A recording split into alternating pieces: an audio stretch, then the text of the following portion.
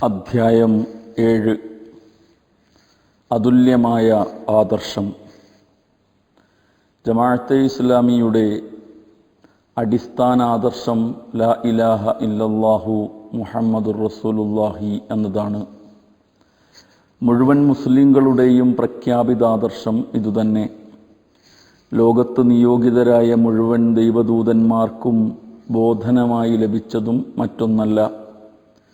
നബി തിരുമേനിയെ അഭിസംബോധന ചെയ്ത് അള്ളാഹു അറിയിക്കുന്നു, ഞാനല്ലാതെ ഒരിലാഹുമില്ല, അതിനാൽ എനിക്ക് മാത്രം ഇബാദത്ത് ചെയ്യുക എന്ന ബോധനം നൽകപ്പെട്ടുകൊണ്ടല്ലാതെ നിനക്ക് മുമ്പ് ഒരു ദൈവദൂതനെയും നാം നിയോഗിച്ചിട്ടില്ല.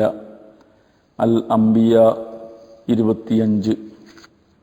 നബി തിരുമേനി അരുൾ ചെയ്യുന്നു, ഞാനും എനിക്ക് മുമ്പുള്ള ദൈവദൂതന്മാരും പറഞ്ഞതിൽ ഏറ്റവും ശ്രേഷ്ഠമായ വാക്യം ലാ ഇലാഹ ഇല്ലല്ലാഹു എന്നതാണ്.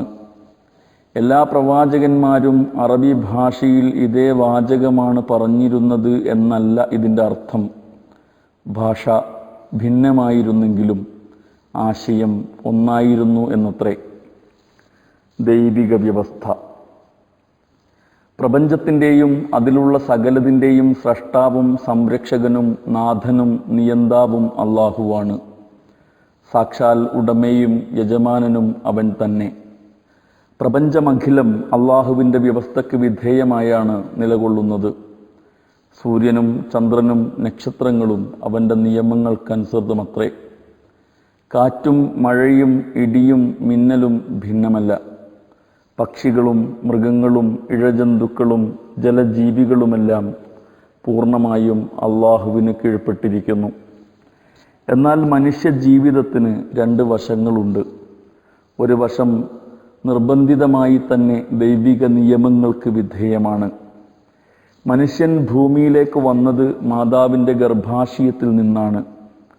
എന്നാൽ മനുഷ്യരൂപം പ്രാപിക്കുന്നതിന് മുമ്പ് അവൻ എവിടെയായിരുന്നു? 100-150 കൊല്ലം മുമ്പ് നാമൊക്കെ ഏതവസ്ഥയിലായിരുന്നു? ആർക്കും അതറിയില്ല. അള്ളാഹു ചോദിക്കുന്നു, മനുഷ്യൻ പ്രസ്താവയോഗ്യമല്ലാത്ത വസ്തുവായിരുന്ന കാലഘട്ടം അവനിൽ കഴിഞ്ഞു പോയിട്ടില്ലേ? അദ്ദഹ്ർ 1. അജ്ഞാതമായ അവസ്ഥയിൽ നിന്ന് പുരുഷന്റെ ബീജവും സ്ത്രീയുടെ അണ്ഡവും ചേർന്ന് മനുഷ്യൻ മാതാവിൻ്റെ ഗർഭാശയത്തിൽ രൂപം കൊള്ളുന്നു. സ്വന്തം ഇഷ്ടാനിഷ്ടങ്ങൾക്കോ ആഗ്രഹാഭിലാഷങ്ങൾക്കോ വിധേയമായല്ല ആരും ഇவ்விധം സൃഷ്ടിക്കപ്പെടുന്നത്. തൻ്റെ നാടും വീടും ദേശവും ഭാഷയും കാലവും കോലവും കുലവും കുടുംബവുമൊക്കെ നിർണയിക്കുന്നതിൽ ആർക്കും ഒരു പങ്കുമില്ല.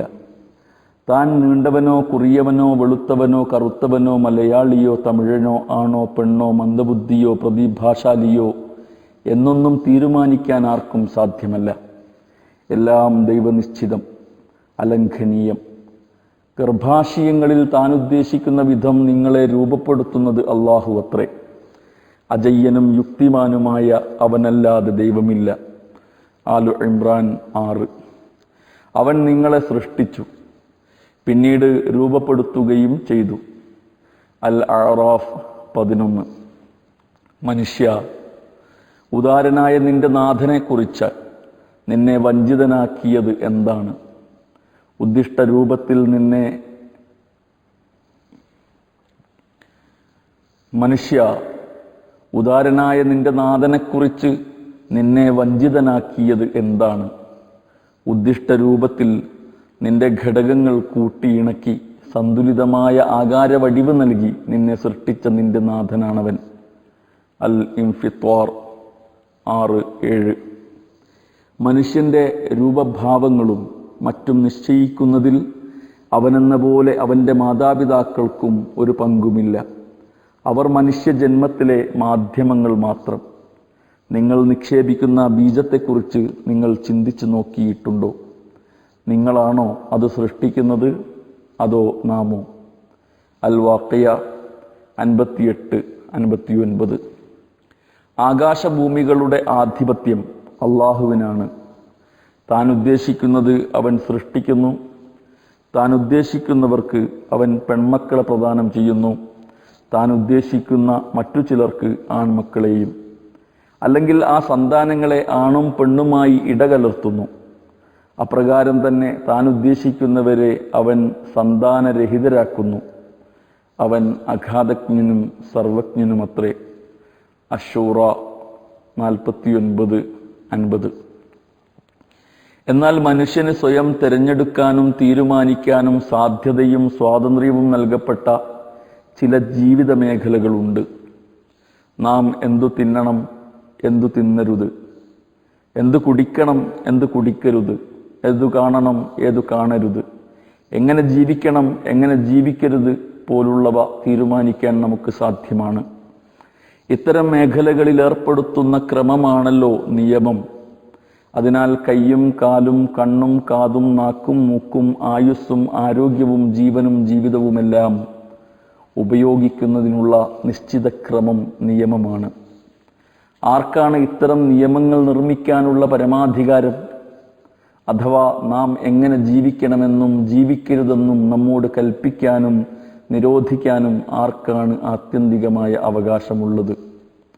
നമ്മുടെ കൈകാലുകൾ മെലിഞ്ഞ് ശോഷിക്കുകയും നിർജീവമാവുകയും ചെയ്യുമ്പോൾ അത് തടയാൻ സാധ്യമല്ലാത്ത ആർക്കും അവ എങ്ങനെ വിനിയോഗിക്കണമെന്ന് നമ്മോട് പറയാനുള്ള പരമാധികാരമില്ല. നാവിൻ്റെ ചലനശേഷി നശിക്കുമ്പോൾ അത് തിരിച്ചു തരാൻ കഴിയാത്തവർ അതുകൊണ്ട് എന്ത് പറയണമെന്നും പറയരുതെന്നും കൽപ്പിക്കുന്നത് അതിക്രമമാണ്. അതിനാൽ നമ്മുടെ ശരീരവും ശരീരാവയവങ്ങളും ആയുസ്സും ആരോഗ്യവും ജീവനും ജീവിതവും എவ்விധം വിനിയോഗിക്കണമെന്ന് തീരുമാനിക്കാനുള്ള ആത്യന്തികമായ അവകാശം ഈ പ്രപഞ്ചത്തിൽ ആർക്കുമില്ല. അഥവാ മനുഷ്യരിൽ ആർക്കും മറ്റുള്ളവരുടെ മേൽ നിയമം നിർമ്മിക്കാനുള്ള അധികാരമില്ല. അഥവാ മനുഷ്യരിൽ ആർക്കും മറ്റുള്ളവരുടെ മേൽ നിയമം നിർമ്മിക്കാനുള്ള പരമാധികാരമില്ല. എന്നാൽ ഓരോ മനുഷ്യനും താൻ എങ്ങനെ ജീവിക്കണമെന്ന് തീരുമാനിച്ച കൂടെ? യഥാർത്ഥത്തിൽ അത് സാധ്യമോ പ്രായോഗികമോ അല്ല.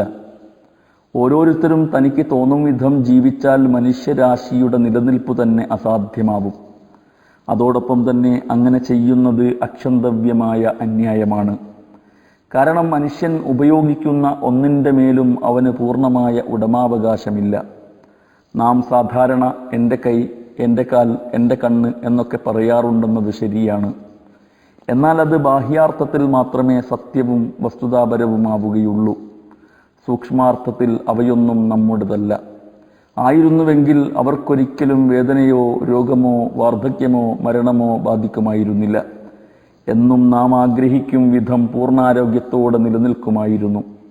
എന്നാൽ നമ്മുടെ അനുവാദം ആരായാതെയും അഭിലാഷം അന്വേഷിക്കാതെയും അവക്ക് രോഗവും ദൗർബല്യവും ബാധിക്കുന്നു.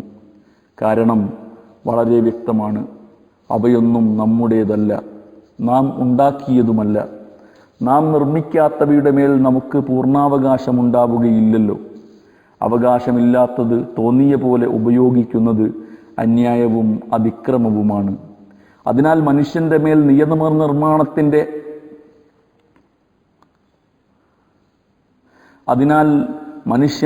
നിയമനിർമ്മാണത്തിൻ്റെ പരമാധികാരം അവൻ്റെ സ്രഷ്ടാവും യജമാനനുമായ അള്ളാഹുവിന് മാത്രമേയുള്ളൂ. അറിയുക, അവൻ്റേത് മാത്രമാകുന്നു സൃഷ്ടി, അവൻ്റേത് മാത്രമാകുന്നു ശാസനയും. അൽ-അഅറാഫ് 54. ശാസനാധികാരം അള്ളാഹുവിനല്ലാതെ ആർക്കുമില്ല. അവനല്ലാതെ മറ്റാർക്കും നിങ്ങൾ അടിമപ്പെടരുതെന്ന് അവൻ ആജ്ഞാപിച്ചിരിക്കുന്നു. യൂസുഫ് 40. അള്ളാഹു അവതരിപ്പിച്ച നിയമങ്ങൾ അനുസരിച്ച് നീ അവരുടെ വ്യവഹാരങ്ങളിൽ വിധി നടത്തുക, അവരുടെ ഇച്ഛകളെ പിൻപറ്റാതിരിക്കുക. ഇവർ നിന്നെ വിഷമിപ്പിച്ച് അള്ളാഹു നിനക്ക് അവതരിപ്പിച്ചു തന്നിട്ടുള്ള സന്മാർഗത്തിൽ നിന്ന് അളവ് വ്യതിചലിപ്പിക്കുന്നതിനെ സൂക്ഷിക്കുക. അൽ-മാഇദ 49. അള്ളാഹുവിൽ ദൃഢവിശ്വാസമുള്ള ജനതയ്ക്ക് അള്ളാഹുവിനേക്കാൾ ഉത്തമമായ വിധി നൽകുന്നവനാരാണുള്ളത്? അൽ-മാഇദ 50. അതിനാൽ അള്ളാഹുവിനെ മാത്രം വഴങ്ങി അവന് മാത്രം വിധേയമായി ജീവിക്കുക. മറ്റാർക്കും ആരാധനയും അനുസരണവും അടിമത്തവും അർപ്പിക്കാതിരിക്കുക. പരിധി ലംഘിക്കുന്ന എല്ലാവരെയും നിരാകരിക്കുക. ഇതാണ് മനുഷ്യ സമൂഹത്തിന് പ്രവാചകന്മാരിലൂടെ അള്ളാഹു നൽകിയ ശാസന. എല്ലാ സമുദായത്തിലേക്കും നാം ദൂതന്മാരെ നിയോഗിച്ചിട്ടുണ്ട്. അവരിലൂടെ എല്ലാവരെയും അറിയിച്ചു, നിങ്ങൾ അള്ളാഹുവിന് മാത്രം ഇബാദത്ത് ചെയ്യുക, ത്വാഗൂത്തിനെ വർജിക്കുക. അന്നഹിൽ 36. മനുഷ്യ സമൂഹത്തിൻ്റെ ബാധ്യത ഇவ்விധം അള്ളാഹുവിന് വണങ്ങി വഴങ്ങി ജീവിക്കലത്രേ. ജിന്നുകളെപ്പോലെ അവരും സൃഷ്ടിക്കപ്പെട്ടത് അതിനു വേണ്ടിയാണ്. ഞാൻ ജിന്നു വംശത്തെയും മനുഷ്യവംശത്തെയും സൃഷ്ടിച്ചിട്ടില്ല, അവർ എനിക്ക് ഇബാദത്ത് ചെയ്യാനല്ലാതെ. അദ്ദാരിയാത്ത് 56. ഈ ആശയത്തെയാണ് ലാ ഇലാഹ ഇല്ലല്ലാഹു എന്ന വിശുദ്ധവാക്യം പ്രതിനിധീകരിക്കുന്നത്. അതനുസരിച്ച് മനുഷ്യൻ അള്ളാഹുവിനെ മാത്രം വണങ്ങി വഴങ്ങി ജീവിക്കുമ്പോൾ ജീവിതം പ്രപഞ്ചഘടനയോട് താതാത്മ്യം പ്രാപിക്കുന്നു, പ്രകൃതി നിയമങ്ങളുമായി പൊരുത്തപ്പെടുന്നു. മറിച്ചാവുമ്പോൾ വൈരുദ്ധ്യം പ്രകടമാവുന്നു. ഈ ജനം അള്ളാഹുവിനുള്ള വഴക്കത്തിൻ്റെ വഴിവിട്ട് മറ്റേതെങ്കിലും മാർഗം മോഹിക്കുകയാണോ? ആകാശഭൂമികളിലുള്ളവയെല്ലാം ബോധപൂർവമോ അല്ലാതെയോ അവന് മാത്രം വിധേയമായിരിക്കെ. ആലു ഇമ്രാൻ 83. എന്തുകൊണ്ട് ലാ ഇലാഹ്? ഏതെങ്കിലും ദൈവത്തെ അംഗീകരിച്ച് ഫലത്തിൽ ജീവിതം അതിന് സമർപ്പിക്കാത്തവരായി ലോകത്താരുമുണ്ടാവില്ല. യഥാർത്ഥ ദൈവത്തെ നിരാകരിക്കുന്നവർ കൃത്രിമ ദൈവങ്ങളെ അവരോധിച്ച് അവയ്ക്ക് സർവസ്വം സമർപ്പിക്കുന്നവരായിരിക്കും. ഒരാൾ തൻ്റെ ജീവിതത്തിൽ പരമപ്രധാനമായി പരിഗണിക്കുന്നത് ഏതാണോ അതായിരിക്കും അയാളുടെ ദൈവം. തൻ്റെ പരമമായ സ്നേഹവും ബഹുമാനവും ആരാധനയും അനുസരണവും അർപ്പിക്കുന്നത് ഏതിനാണോ അത് നടത്തവും നൃത്തവും ഉറക്കവും ഉണർച്ചയും വാക്കും പ്രവൃത്തിയും നിയന്ത്രിക്കുന്ന നിയാമക ശക്തി. ഏതിനു വേണ്ടിയാണോ മനുഷ്യൻ ജീവിക്കുകയും മരിക്കുകയും ചെയ്യുന്നത് അതായിരിക്കും അയാളുടെ ദൈവം. പ്രേമഭാജനം, സമ്പത്ത്, സ്ഥാനമാനങ്ങൾ, പ്രശസ്തി, ദേശം, വർഗം, ദേഹേച്ഛ, നേതാക്കന്മാർ, ഭരണാധികാരികൾ, ജ്യോത്സ്യന്മാർ, മതപുരോഹിതന്മാർ തുടങ്ങി പലതും കൃത്രിമ ദൈവങ്ങളായി അവരോധിക്കപ്പെടാറുണ്ട്. അവയെ പരമമായി സ്നേഹിക്കുകയും അവയ്ക്ക് വേണ്ടി ജീവിക്കുകയും മരിക്കുകയും ചെയ്യുന്ന പലരെയും കാണാവുന്നതാണ്. അങ്ങനെ മനുഷ്യൻ അടിമകളുടെ അടിമയും തൻ്റെ ഉപയോഗത്തിന് സജ്ജമാക്കപ്പെട്ട സേവകരുടെ സേവകനും ആയിത്തീരുന്നു. ഇപ്രകാരം തന്നെ മനുഷ്യൻ തൻ്റെ ആവലാദികളും ആവശ്യങ്ങളും ഭക്ത്യാദരപൂർവം സമർപ്പിക്കുന്നത് ആരുടെ മുമ്പിലാണോ അതായിരിക്കും അയാളുടെ ദൈവം. തൻ്റെ സമുന്നതമായ ശിരസ് ഭയ ബഹുമാനങ്ങളോടെ കുനിക്കുന്നത് ഏതിൻ്റെ സന്നിധിയിലാണോ അത്. തൻ്റെ സമുന്നതമായ ശിരസ് ഭയബഹുമാനങ്ങളോടെ കുനിക്കുന്നത് ഏതിൻ്റെ സന്നിധിയിലാണോ അത്. കല്ല്, മരം, സൂര്യൻ, ചന്ദ്രൻ, നക്ഷത്രം, കാറ്റ്, ഇടി, മലക്ക്, പിശാജ്, പുണ്യപുരുഷന്മാർ, മഖബറകൾ, രക്തസാക്ഷി മണ്ഡപങ്ങൾ, പ്രതിമകൾ, പ്രതിഷ്ഠകൾ തുടങ്ങിയവയിലെല്ലാം ഇങ്ങനെ ദിവ്യത്വം ആരോപിക്കപ്പെടാറുണ്ട്. പ്രപഞ്ചനാഥനായ അള്ളാഹുവിൻ്റെ ദിവ്യത്വം അംഗീകരിക്കാത്ത എല്ലാവരും ഇவ்விധം ഏതെങ്കിലും കൃത്രിമ ദൈവത്തെയോ ദൈവങ്ങളെയോ അവരോധിക്കാൻ നിർബന്ധിതരാണ്. അതിനാലാണ് ഇസ്ലാം അതിൻ്റെ ആദർശം നിഷേധത്തിൽ നിന്നാരംഭിച്ചത്. ഒരു ദൈവവുമില്ല അള്ളാഹു അല്ലാതെ എന്നതാണല്ലോ അത്. അതിൻ്റെ ആദ്യ പാദം തീർത്തും നിഷേധമാണ്. അത് എല്ലാ വ്യാജ ദൈവങ്ങളെയും നിരസിക്കുന്നു. കല്ലും മരവും പ്രതിമയും പ്രതിഷ്ഠയും പൊന്നും പെണ്ണും ദേശവും ഭാഷയും വർഗവും വർണ്ണവും പണ്ഡിതനും പുരോഹിതനും നേതാവും ഭരണാധികാരിയും മുനിയും ഔലിയായുമൊന്നും ദൈവങ്ങളല്ലെന്ന് ഈ വിശുദ്ധവാക്യം വിളംബരം ചെയ്യുന്നു. അവ സചേതനമോ അചേതനമോ ആയ പദാർത്ഥങ്ങൾ മാത്രമാണ്. എല്ലാം അള്ളാഹുവിൻ്റെ സൃഷ്ടികൾ. സൃഷ്ടികൾക്കൊരിക്കലും സ്രഷ്ടാവിൻ്റെ സ്ഥാനം കൽപ്പിക്കാവതല്ല. അതിനാൽ മനുഷ്യൻ തൻ്റെ ജീവിതം സ്രഷ്ടാവും നാഥനും നിയന്താവുമായ അള്ളാഹുവിനല്ലാതെ ആർക്കും ഒന്നിനും അർപ്പിക്കാവതല്ല. അവന് സമർപ്പിക്കുകയും വേണം. പ്രഖ്യാപിക്കുക, എൻ്റെ നമസ്കാരവും എൻ്റെ ആരാധനാ കർമ്മങ്ങളും എൻ്റെ ജീവിതവും എൻ്റെ മരണവും എല്ലാം സർവ്വലോകരക്ഷിതാവായ അള്ളാഹുവിനാകുന്നു. അവന് പങ്കാളികളേതുമില്ല. ഇതാകുന്നു എനിക്ക് ലഭിച്ച ശാസന. സകലരിലും മുമ്പേ അനുസരണത്തോടെ വിധേയനായവൻ ഞാനാകുന്നു. അൽ അൻആം 162, 163. ആദർശ സ്രോതസ്. ഇസ്ലാമിക ജീവിതത്തിൻ്റെ സ്രോതസ്സാണ് തൗഹീദ്. ആദർശപരമായ അടിത്തറ. വിത്തിൽ നിന്ന് വൃക്ഷമെന്ന പോലെ തൗഹീദിൽ നിന്ന് ഇസ്ലാമിക ജീവിതം ഉരുവം കൊള്ളുന്നു. വിത്തിൻ്റെ വിശേഷത വൃക്ഷത്തിൻ്റെ അവസാനത്തെ അംശത്തിലും പ്രകടമാവുന്നത് പോലെ തൗഹീദിൽ അധിഷ്ഠിതമായ ജീവിതത്തിൻ്റെ അഖില മേഖലകളിലും അതിൻ്റെ പ്രത്യേകതകൾ ഉണ്ടായിരിക്കും. അതിനാലാണ് വിശുദ്ധ ഖുർആൻ വിശിഷ്ട വചനത്തെ ഉത്തമ വൃക്ഷത്തോട് ഉപമിച്ചത്. അള്ളാഹു പരിശുദ്ധ വചനത്തെ എന്തിനോടാണ് ഉപമിച്ചതെന്ന് നീ കാണുന്നില്ലേ? അതിൻ്റെ ഉദാഹരണം എவ்விധമാകുന്നു. ഒരു വിശിഷ്ട വൃക്ഷം. അതിൻ്റെ വേരുകൾ ഭൂമിയിൽ ആഴത്തിൽ ആണ്ടിറങ്ങിയിരിക്കുന്നു. ശാഖകളോ അന്തരീക്ഷത്തിൻ്റെ വിശാലതയിലും. എല്ലാ കാലത്തും അത് നാഥൻ്റെ അനുശാസനയിൽ ഫലം നൽകിക്കൊണ്ടിരിക്കുന്നു. അള്ളാഹു ഈ ഉദാഹരണങ്ങൾ നൽകുന്നത് ജനം അതിൽ നിന്ന് പാഠം ഉൾക്കൊള്ളാനാണ്. ഇബ്രാഹിം 24:25. വൃക്ഷത്തിൻ്റെ വേരുകൾ ഭൂമിയുടെ ആഴങ്ങളിലേക്കെന്ന പോലെ വിശുദ്ധ വചനം മനുഷ്യ മനസ്സിൻ്റെ അഗാധ തലങ്ങളിൽ പൂണ്ടുകിടക്കുന്നു.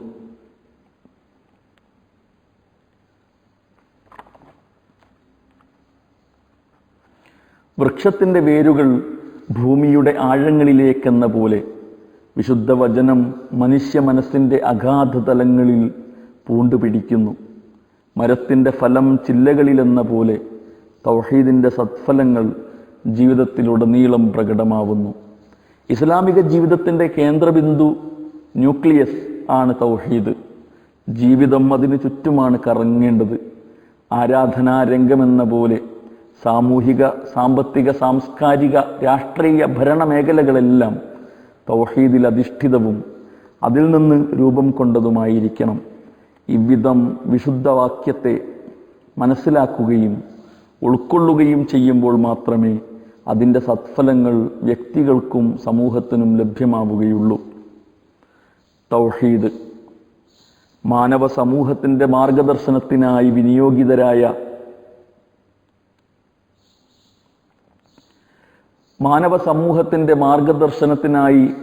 നിയോഗിതരായ മുഴുവൻ പ്രവാചകന്മാരും പ്രബോധനം ചെയ്ത അടിസ്ഥാന ആദർശം തൗഹീദാണ്. പ്രസ്തുത പദം ഖുർആനിലോ പ്രവാചകചര്യയിലോ ഇല്ല.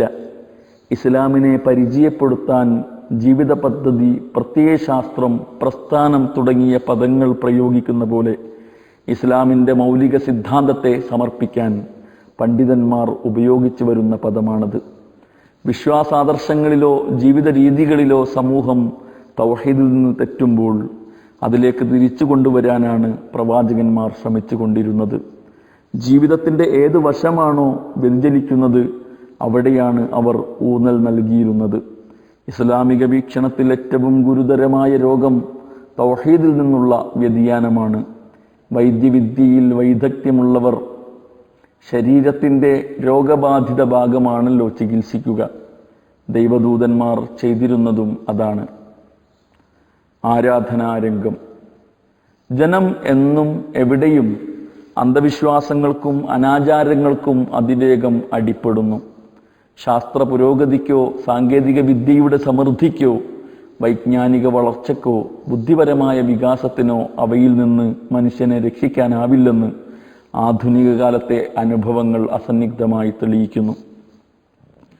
അറിയപ്പെടുന്ന മനുഷ്യ ചരിത്രത്തിലുടനീളം സമൂഹം അള്ളാഹുവിൻ്റെ ഗുണവിശേഷങ്ങളിലും അവകാശങ്ങളിലും മറ്റുള്ളവരെ പങ്കുചേർത്തുകൊണ്ടിരുന്നു. ഇന്നും സ്ഥിതി അതുതന്നെ. അതിനാൽ ഏതാണ്ട് എല്ലാ പ്രവാചകന്മാർക്കും അന്ധവിശ്വാസങ്ങൾക്കും അനാചാരങ്ങൾക്കും ബഹുദൈവാരാധനയ്ക്കുമെതിരെ ജനങ്ങളെ ബോധവൽക്കരിക്കേണ്ടതുണ്ടായിരുന്നു. മനുഷ്യ ചരിത്രത്തിലെ അറിയപ്പെടുന്ന ആദ്യത്തെ ചരിത്ര സമൂഹമാണല്ലോ നൂഹ് നബിയുടെ ജനത. അദ്ദേഹത്തിൻ്റെ അവസ്ഥ ഖുർആൻ ഇങ്ങനെ വിവരിക്കുന്നു: നാം നൂഹിനെ അദ്ദേഹത്തിൻ്റെ ജനത്തിലേക്ക് അയച്ചു. അദ്ദേഹം പറഞ്ഞു, എൻ്റെ ജനമേ, അള്ളാഹുവിനെ ആരാധിക്കുവിൻ, അവനല്ലാതെ നിങ്ങൾക്കൊരു ദൈവവുമില്ല, നിങ്ങൾ ശ്രദ്ധിക്കുന്നില്ലേ? അൽ മുഅ്മിനൂൻ 23. നാം നൂഹിനെ അദ്ദേഹത്തിൻ്റെ ജനത്തിലേക്ക് അയച്ചു. അദ്ദേഹം പറഞ്ഞു, ഞാൻ നിങ്ങൾക്ക് വ്യക്തമായ മുന്നറിയിപ്പ് നൽകുന്നു, അള്ളാഹുവിനെ അല്ലാതെ മറ്റാരെയും നിങ്ങൾ ആരാധിക്കരുത്, ഇല്ലെങ്കിൽ വേദനയേറിയ ശിക്ഷ നിങ്ങളിൽ പതിക്കുമെന്ന് ഞാൻ പേടിക്കുന്നു. അന്ധവിശ്വാസങ്ങൾക്കും വിഗ്രഹാരാധനയ്ക്കും കാവലിരിക്കുന്ന പ്രമാണിവർഗത്തിൻ്റെ പ്രതികരണം തീർത്തും പ്രതികൂലമായിരുന്നു. അവർ പറഞ്ഞു, ഒരിക്കലും നിങ്ങളുടെ ദൈവങ്ങളെ കൈയൊഴിക്കരുത്. വദ്ദിനെയും സുവാഇനെയും യഗൂസിനെയും യഊഖിനെയും നസറിനെയും കൈയൊഴിക്കരുത്. അങ്ങനെ വളരെ ജനത്തെ അവർ പിഴപ്പിച്ചു. നൂഹ് 23-24. ഇബ്രാഹിം നബിക്കും തൻ്റെ ജനതയുടെ ബഹുദൈവാരാധനയ്ക്കെതിരെ പൊരുതേണ്ടി വന്നു. ഇവരെ ഇബ്രാഹീമിൻ്റെ കഥ കേൾപ്പിക്കുക. അദ്ദേഹം തൻ്റെ പിതാവിനോടും ജനത്തോടും ചോദിച്ച സന്ദർഭം, നിങ്ങൾ എങ്ങനെയാണ് ആരാധിച്ചു കൊണ്ടിരിക്കുന്നത്? അവർ അറിയിച്ചു, ഞങ്ങൾ ആരാധിക്കുന്നത് വിഗ്രഹങ്ങളെയാകുന്നു, അവയെ സേവിച്ചു കൊണ്ടിരിക്കുകയും ചെയ്യുന്നു. അദ്ദേഹം ചോദിച്ചു, നിങ്ങൾ വിളിക്കുമ്പോൾ അവ കേൾക്കുന്നുണ്ടോ? അതല്ലെങ്കിൽ അവ നിങ്ങൾക്ക് വല്ല ഉപകാരമോ ഉപദ്രവമോ ചെയ്യുന്നുണ്ടോ? അവർ മറുപടി പറഞ്ഞു, ഇല്ല, പ്രത്യുത ഞങ്ങളുടെ പിതാമഹന്മാർ ഇவ்விധം ചെയ്തു വന്നതായി ഞങ്ങൾ കണ്ടിട്ടുണ്ട്. അപ്പോൾ ഇബ്രാഹിം പറഞ്ഞു, നിങ്ങളും നിങ്ങളുടെ പിതാമഹന്മാരും ആരാധിച്ചു കൊണ്ടിരിക്കുന്ന ഈ വസ്തുക്കളെക്കുറിച്ച് നിങ്ങൾ എപ്പോഴെങ്കിലും ചിന്തിച്ചു നോക്കിയിട്ടുണ്ടോ? എന്നെ സംബന്ധിച്ചിടത്തോളം ഇവയൊക്കെയും ശത്രുക്കളാകുന്നു, ലോകരക്ഷിതാവ് ഒഴിച്ച്. അവൻ എന്നെ സൃഷ്ടിച്ചവനാകുന്നു. പിന്നെ അവൻ തന്നെ എനിക്ക് മാർഗദർശനമരുളുന്നു. അവനാകുന്നു എനിക്ക് അന്നവും പാനീയവും നൽകുന്നത്. ഞാൻ രോഗിയാവുമ്പോൾ ശമനമരുളുന്നതും അവൻ തന്നെ. എന്നെ മരിപ്പിക്കുകയും പിന്നെ വീണ്ടും ജീവിപ്പിക്കുകയും ചെയ്യുന്നവനാകുന്നു അവൻ. പ്രതിഫല നാളിൽ എൻ്റെ പാപങ്ങൾ പുറത്തു തരുമെന്ന് ഞാൻ പ്രതീക്ഷ പുലർത്തുന്നത് അവനിലാകുന്നു. അശ്വഅറാ 69-82 വരെ. നബി തിരുമേനി തൻ്റെ ജനതയോട് ഇങ്ങനെ പറയാൻ കൽപ്പിക്കപ്പെട്ടു, ഈ ലാത്തയുടെയും ഉസ്സയുടെയും മൂന്നാമതൊരു ദേവതയായ മനാത്തയുടെയും യാഥാർത്ഥ്യത്തെക്കുറിച്ച് നിങ്ങൾ വല്ലപ്പോഴും ചിന്തിച്ചിട്ടുണ്ടോ? ആൺമക്കൾ നിങ്ങൾക്കും പെൺമക്കൾ ദൈവത്തിനുമാണെന്നോ? അങ്ങനെയെങ്കിൽ അത് അന്യായമായ പങ്കുവെക്കൽ തന്നെ. വാസ്തവത്തിൽ ഇവ നിങ്ങളും നിങ്ങളുടെ പിതാക്കളും വിളിച്ച കുറേ പേരുകളല്ലാതെ മറ്റൊന്നുമല്ല. അൻ-നജ്മ് 19-23. ബഹുദൈവാരാധനയ്ക്ക് വഴിവെക്കുന്ന എല്ലാ കവാടങ്ങളും ഇസ്ലാം കൊട്ടിയടക്കുന്നു. അള്ളാഹുവിനല്ലാതെ ആർക്കും അദൃശ്യം അറിയുകയില്ലെന്നും അഭൗതിക മാർഗത്തിലൂടെ രക്ഷിക്കാനോ ശിക്ഷിക്കാനോ സഹായിക്കാനോ ദ്രോഹിക്കാനോ സാധ്യമല്ലെന്നും അത് അസന്നിഗ്ധമായി പ്രഖ്യാപിക്കുന്നു. അവരോട് പറയുക, അള്ളാഹു അല്ലാതെ ആരും തന്നെ ആകാശങ്ങളിലും ഭൂമിയിലും അദൃശ്യം അറിയുന്നവരായില്ല. അൻ-നംൽ 65. നബിയെ, അവരോട് പറയുക, എൻ്റെ പക്കൽ അള്ളാഹുവിൻ്റെ ഖജനാവുകളുണ്ടെന്ന് ഞാൻ നിങ്ങളോട് പറയുന്നില്ല. എനിക്ക് അദൃശ്യം അറിയുകയുമില്ല. അൽ-അൻആം 50, ഹൂദ് 31. അദൃശ്യകാര്യങ്ങളുടെ താക്കോലുകൾ അവങ്കലാകുന്നു, അവനല്ലാതെ ആരും അതറിയുന്നില്ല. അൽ-അൻആം 59. നബിയെ, അവരോട് പറയുക, ഞാൻ എനിക്ക് വേണ്ടി തന്നെ ഒരു ഗുണത്തിനോ ദോഷത്തിനോ അധികാരമില്ലാത്തവനാകുന്നു. അള്ളാഹു എന്തിച്ഛിക്കുന്നുവോ അത് സംഭവിക്കുന്നു. ഞാൻ അദൃശ്യം അറിയുന്നവനായിരുന്നെങ്കിൽ ധാരാളം ഐശ്വര്യം എനിക്ക് വേണ്ടി നേടുമായിരുന്നു, എനിക്കൊരിക്കലും ദോഷമേൽക്കുകയുമില്ല. എന്നാൽ ഞാനോ എൻ്റെ സന്ദേശം അംഗീകരിക്കുന്നവർക്കുള്ള ഒരു മുന്നറിയിപ്പുകാരനും സുവാർത്ത അറിയിക്കുന്നവനും മാത്രമത്രേ. അൽ-അഅറാഫ് 188. ഈ ജനം അള്ളാഹുവിനെ കൂടാതെ തങ്ങൾക്ക് ഉപകാരമോ ഉപദ്രവമോ ചെയ്യാൻ കഴിവില്ലാത്തതിനെ ആരാധിച്ചു കൊണ്ടിരിക്കുകയാണ്. അവർ വാദിക്കുന്നു, ഇക്കൂട്ടർ അള്ളാഹുവിങ്കൽ തങ്ങളുടെ ശുപാർശകരാണ്. പ്രവാചകരെ, അവരോട് പറയുക, നിങ്ങൾ അള്ളാഹുവിന് ആകാശത്തിലോ ഭൂമിയിലോ ഉള്ളതായി അവൻ അറിയാത്ത കാര്യങ്ങൾ അറിയിച്ചു കൊടുക്കുകയാണോ?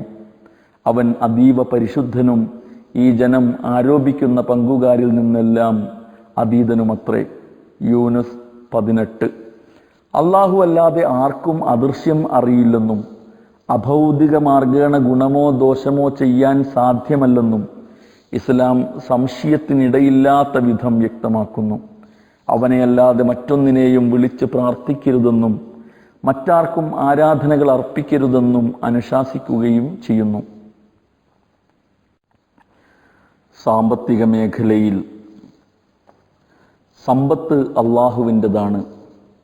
അത് എങ്ങനെ സമ്പാദിക്കണമെന്നും കൈവശം വെക്കണമെന്നും ചെലവഴിക്കണമെന്നും കൽപ്പിക്കാനുള്ള പരമാധികാരം പ്രപഞ്ചനാഥന് മാത്രമാണ്. ഇതാണ് സാമ്പത്തിക രംഗത്തെ തൗഹീദ്. സമ്പത്ത് എൻ്റേതാണ്, അല്ലെങ്കിൽ എൻ്റെ രാഷ്ട്രത്തിൻ്റേതാണ്. അത് എങ്ങനെ കൈകാര്യം ചെയ്യണമെന്ന് തീരുമാനിക്കാനുള്ള അധികാരവും അവകാശവും മനുഷ്യനാണ്. അതിൽ മതമോ ദൈവമോ ഖുർആനോ സുന്നത്തോ ഇടപെടേണ്ടതില്ല, ഇടപെടാവതുമല്ല. ഇങ്ങനെ വിശ്വസിക്കുന്നതും വാദിക്കുന്നതും തൗഹീദിന് ഘടകവിരുദ്ധമായ ഷിർക്ക് ആണ്. സാമ്പത്തിക രംഗത്ത് ഷിർക്കുണ്ടായിരുന്ന പലരുടെയും കഥ ഖുർആൻ വിവരിക്കുന്നുണ്ട്. ഷുഐബ് നബിയുടെ ജനത ഉദാഹരണം. സാമ്പത്തിക കാര്യങ്ങളിൽ മതം ഇടപെടരുതെന്ന് തീരുമാനിച്ചവരായിരുന്നു അവർ. അതിനാൽ അവരിലേക്ക് നിയുക്തനായ പ്രവാചകൻ ഈ വികല വിശ്വാസത്തിൻ്റെ കാണപ്പെടുന്ന തിന്മ തിരുത്താൻ അവരോട് ആവശ്യപ്പെട്ടു. മദിയൻ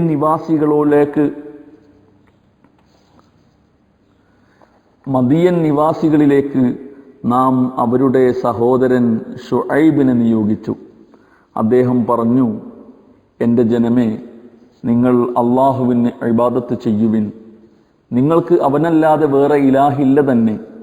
നിങ്ങളുടെ നാഥനിൽ നിന്ന് നിങ്ങൾക്ക് സ്പഷ്ടമായ മാർഗദർശനം വന്നിരിക്കുന്നു.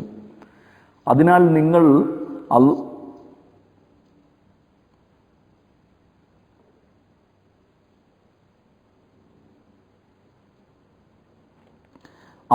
നിങ്ങൾ അളവിലും തൂക്കത്തിലും പൂർണ്ണത വരുത്തുക.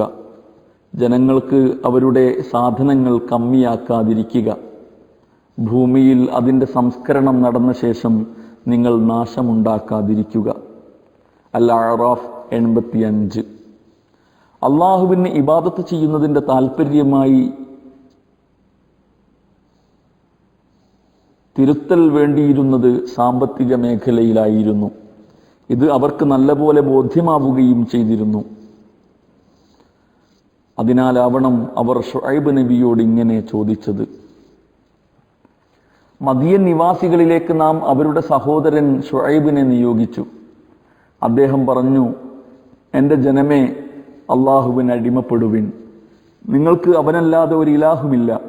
നിങ്ങൾ അളവ് തൂക്കങ്ങളിൽ വെട്ടിപ്പ് നടത്താതിരിക്കുവിൻ. ഞാൻ നിങ്ങളെ ഇന്ന് സുസ്ഥിതിയിൽ കാണുന്നു. എന്നാൽ നാളെ സകലരെയും വലയം ചെയ്യുന്ന പീഡനം നിറഞ്ഞ ഒരു ദിനം നിങ്ങളിൽ വന്നെത്തുമെന്ന് ഞാൻ ഭയപ്പെടുന്നു. നിങ്ങൾ നീതിപൂർവം ശരിക്കും തികച്ചളക്കുകയും തൂക്കുകയും ചെയ്യുവിൻ. ഭൂമിയിൽ അധർമ്മം പരത്തി വിഹരിക്കാതിരിക്കുവിൻ. അള്ളാഹു ബാക്കി വയ്ക്കുന്ന ലാഭമാകുന്നു നിങ്ങൾക്ക് ഏറ്റവും ഉത്തമമായത്, നിങ്ങൾ വിശ്വസിക്കുന്നവരാണെങ്കിൽ. ഞാൻ നിങ്ങളുടെ മേൽനോട്ടക്കാരനൊന്നുമല്ല. അവർ പറഞ്ഞു, ഹേ ഷുഐബ്, നമ്മുടെ പൂർവികർ ആരാധിച്ചു കൊണ്ടിരുന്ന ദൈവങ്ങളെയൊക്കെ ഞങ്ങൾ ഉപേക്ഷിക്കണമെന്ന് നിന്നെ പഠിപ്പിക്കുന്നത് നിന്റെ നമസ്കാരമാണോ? അഥവാ ഞങ്ങളുടെ ധനം ഞങ്ങളുടെ ഇഷ്ടാനുസരണം കൈകാര്യം ചെയ്യാൻ ഞങ്ങൾക്ക് സ്വാതന്ത്ര്യമില്ലെന്ന് പഠിപ്പിക്കുന്നത്? ഓ, നീയൊരു വിവേകശാലിയും സന്മാർഗകുതുകിയും തന്നെ.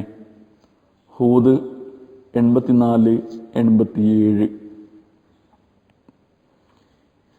ഇവിടെ ഞങ്ങളുടെ ധനമെന്നതിലും ഞങ്ങളുടെ ഇഷ്ടാനുസരണമെന്നതിലും ആ ജനതയുടെ സാമ്പത്തിക രംഗത്തെ ഷിർക്കും ഗർവും നിറഞ്ഞു നിൽക്കുന്നു. സാമ്പത്തിക രംഗത്ത് ഷിർക്ക് വെച്ച് പുലർത്തിയിരുന്ന ഒരു തോട്ടക്കാരൻ്റെ തോട്ടം അള്ളാഹു നശിപ്പിച്ച കഥ ഖുർആനിലുണ്ട്. അവസാനം അവൻ്റെ ഫലസമൃദ്ധി നശിപ്പിക്കപ്പെടുക തന്നെ ചെയ്തു. തോട്ടം അവയുടെ പന്തലുകളോട് നിലംപൊത്തി. അതുകണ്ട് താൻ അതിൽ ചെലവഴിച്ചതിനെ ചൊല്ലിയുള്ള ഖേദത്താൽ അവൻ കൈമലർത്തുകയായി. ഹാ കഷ്ടം! ഞാൻ എൻ്റെ രക്ഷിതാവിൽ ആരെയും പങ്കാളിയാക്കിയിട്ടില്ലായിരുന്നുവെങ്കിൽ എന്നവൻ വിലപിച്ചുകൊണ്ടിരുന്നു.